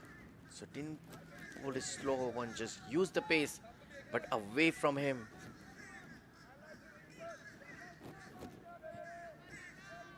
They've got a very unique field on the offside. If you have a look, there's a deep extra cover and a deep point, a short turban in, and an extra cover. So good field position. So Jawad, not a good delivery. If it's not going for boundaries, I think those are good. Yes, he's bowling according to his field, what he set it up. Square leg in the ring and short fine. He's got 2 deep boundary riders on deep mid wicket and long on. Yeah, good over so far from Jawad. Still need 40 from 15, asking 16 runs and over. You get the feeling that those numbers certainly favors this bowling team. Oh, that's a big shot. Big shot again from Jamie Haig. Gone long, gone far, and gone for a maximum. 6 runs from Jamie. As I was also thinking that he likes to hit big. He's massively built. He saw the ball in his slot. A slower one from the bowler. Easy pickings straight above the bowler's head for 6 runs. Yeah, it comes in at a time in which they're still asking 14.5 runs on over Faisal Iqbal. And that essentially means they'll need strong 2 boundaries per over. So still not an easy task. But we've seen Jamie Hay already with 20 off just 11 balls. Couple of sixes from him with 1-4. And he looks that in the absence of Rizwan Chima, Jamie Hay could be the man to fit the role of getting 34 from the next 14 balls. Oh, good delivery, good comeback ball. Yes, a good delivery from Samula.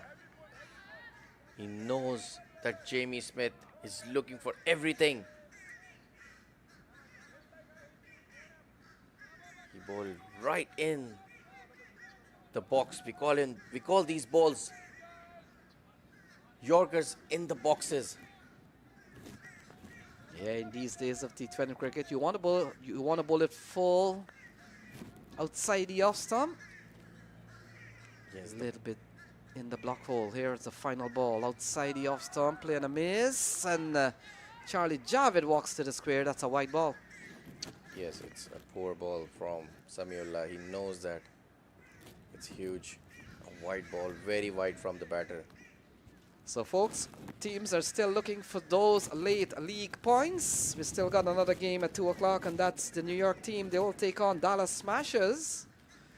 And Dallas Smashers find themselves in similar position like the DC Eagles. They badly need a win to stay alive.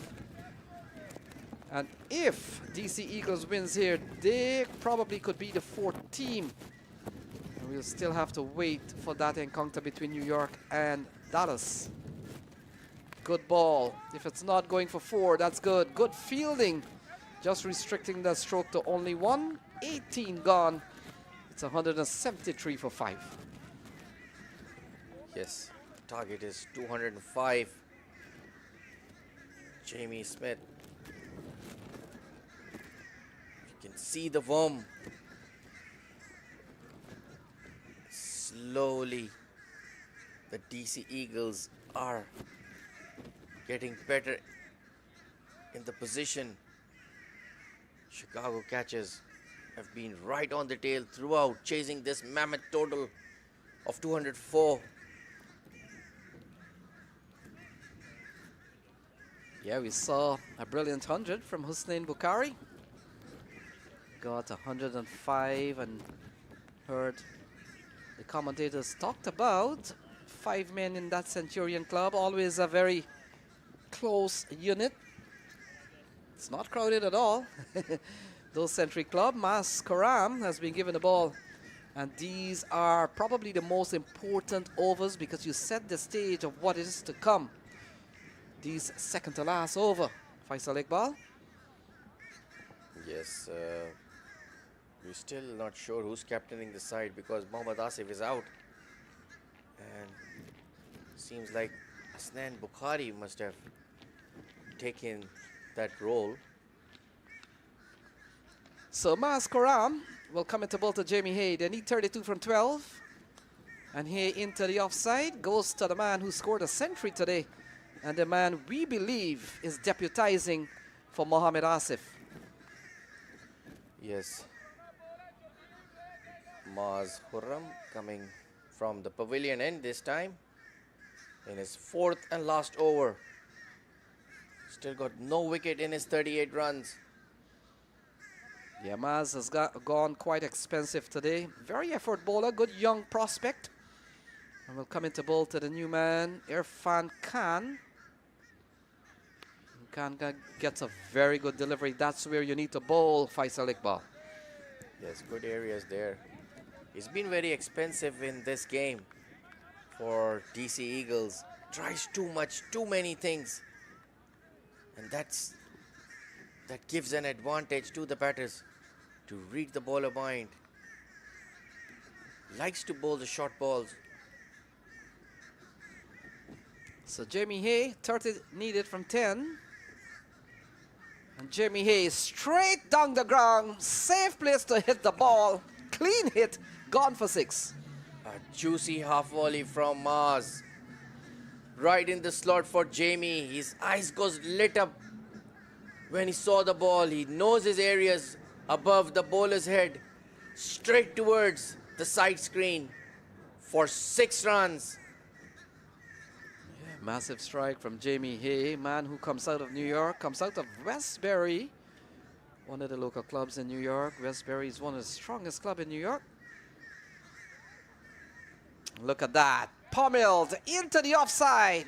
Bukhari comes in. Ball will fall short. But look at that. Good running. They come back for 2. 2 runs. For a moment, I thought it was going in the air towards the fielder, but didn't have enough elevation. Seems like a slow ball from Mars. He rolled his fingers at the last moment with his fast bowling arms. So Maz Karam, he's gone for 10 in this over. Couple of balls remaining. And Jamie Hay out towards the square leg area. Protection in the deep. And hands the strike over to Irfan Khan.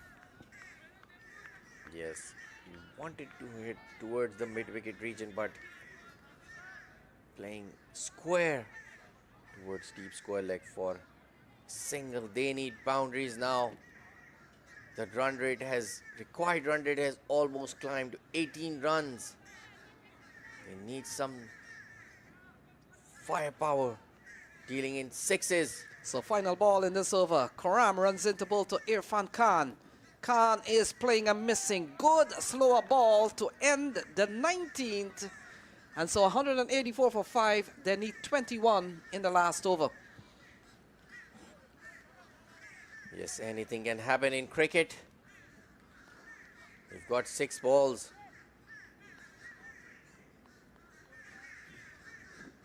Seems like the DC Eagles are in a better position to win this game.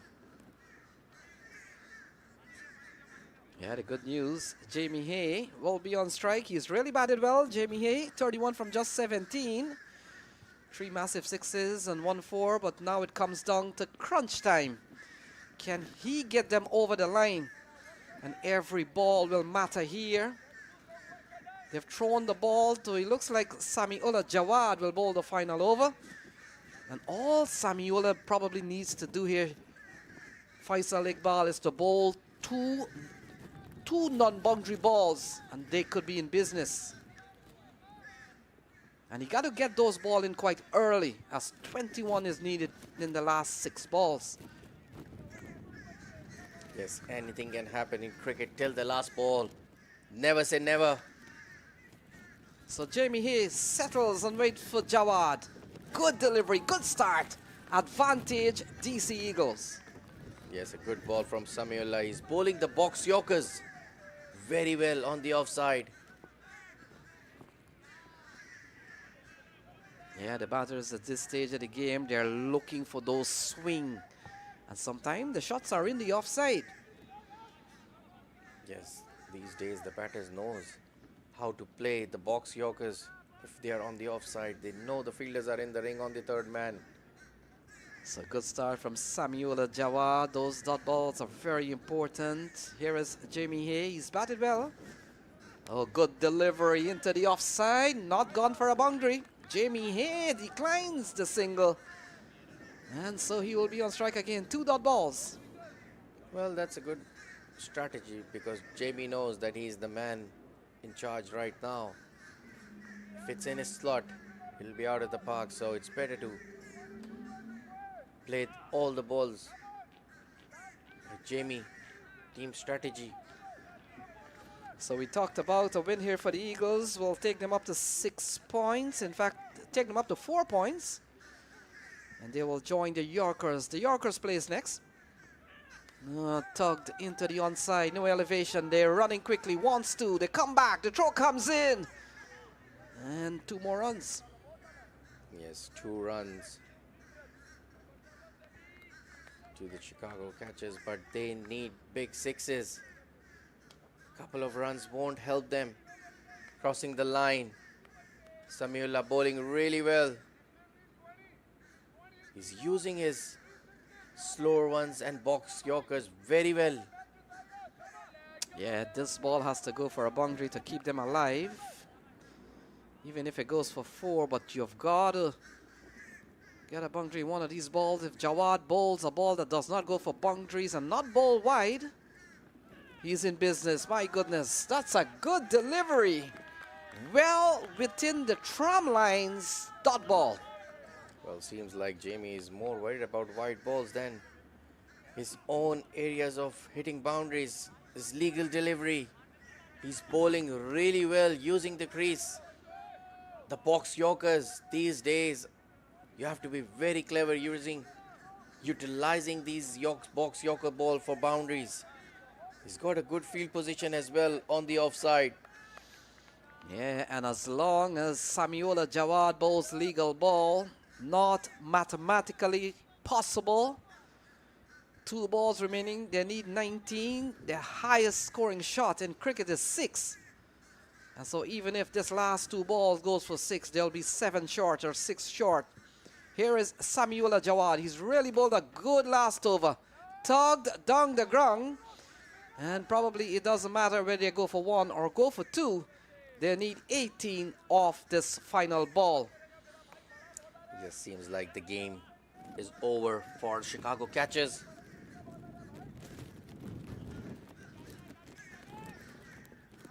Yeah, we saw very good last over from Samiola Jawad. They needed someone to really come bowl and defend 21. And he's been so disciplined. He's kept the ball just outside off. A shot that we haven't seen Jamie Hay played. Final ball and cleans him up. So Irfan Khan falls. And a big win here for the DC Eagles. They go up to 4 points with a chance of making the playoff tomorrow. Yes, you must give credit to the bowler. He bowled really well his last over, finishing up with the wickets. Saw him going towards the leg side, rolled his finger out towards the ball, into it, and the flash, red flash, was all around. So a very important win here for the Eagles. They keep hopes alive. And I want to think they're almost there. We talked about the Lions already sealing that #1 position. Catchers will probably remain at #2. New York plays next. And they will come up against the Dallas Smashers. So that's the scorecard for you. Rizwan Chima almost getting to another triple figure mark. The bowling for you, Samiola Jawad. Towards the end, needed someone to bowl an over that restricted the team under 20. He has done that. So folks, there you have it. DC Eagles have beaten the Chicago Catchers. And now we look ahead to our final game of the day. It will take us to New York. We'll take on Dallas Smashers, and that's coming up at about 2 o'clock. So the standings so far, Lions at the top of the table, Chicago Catchers next, New York is on 4, and now DC Eagles have joined New York on 4 points. So we'll take a short break and resume with cricket at 2 p.m.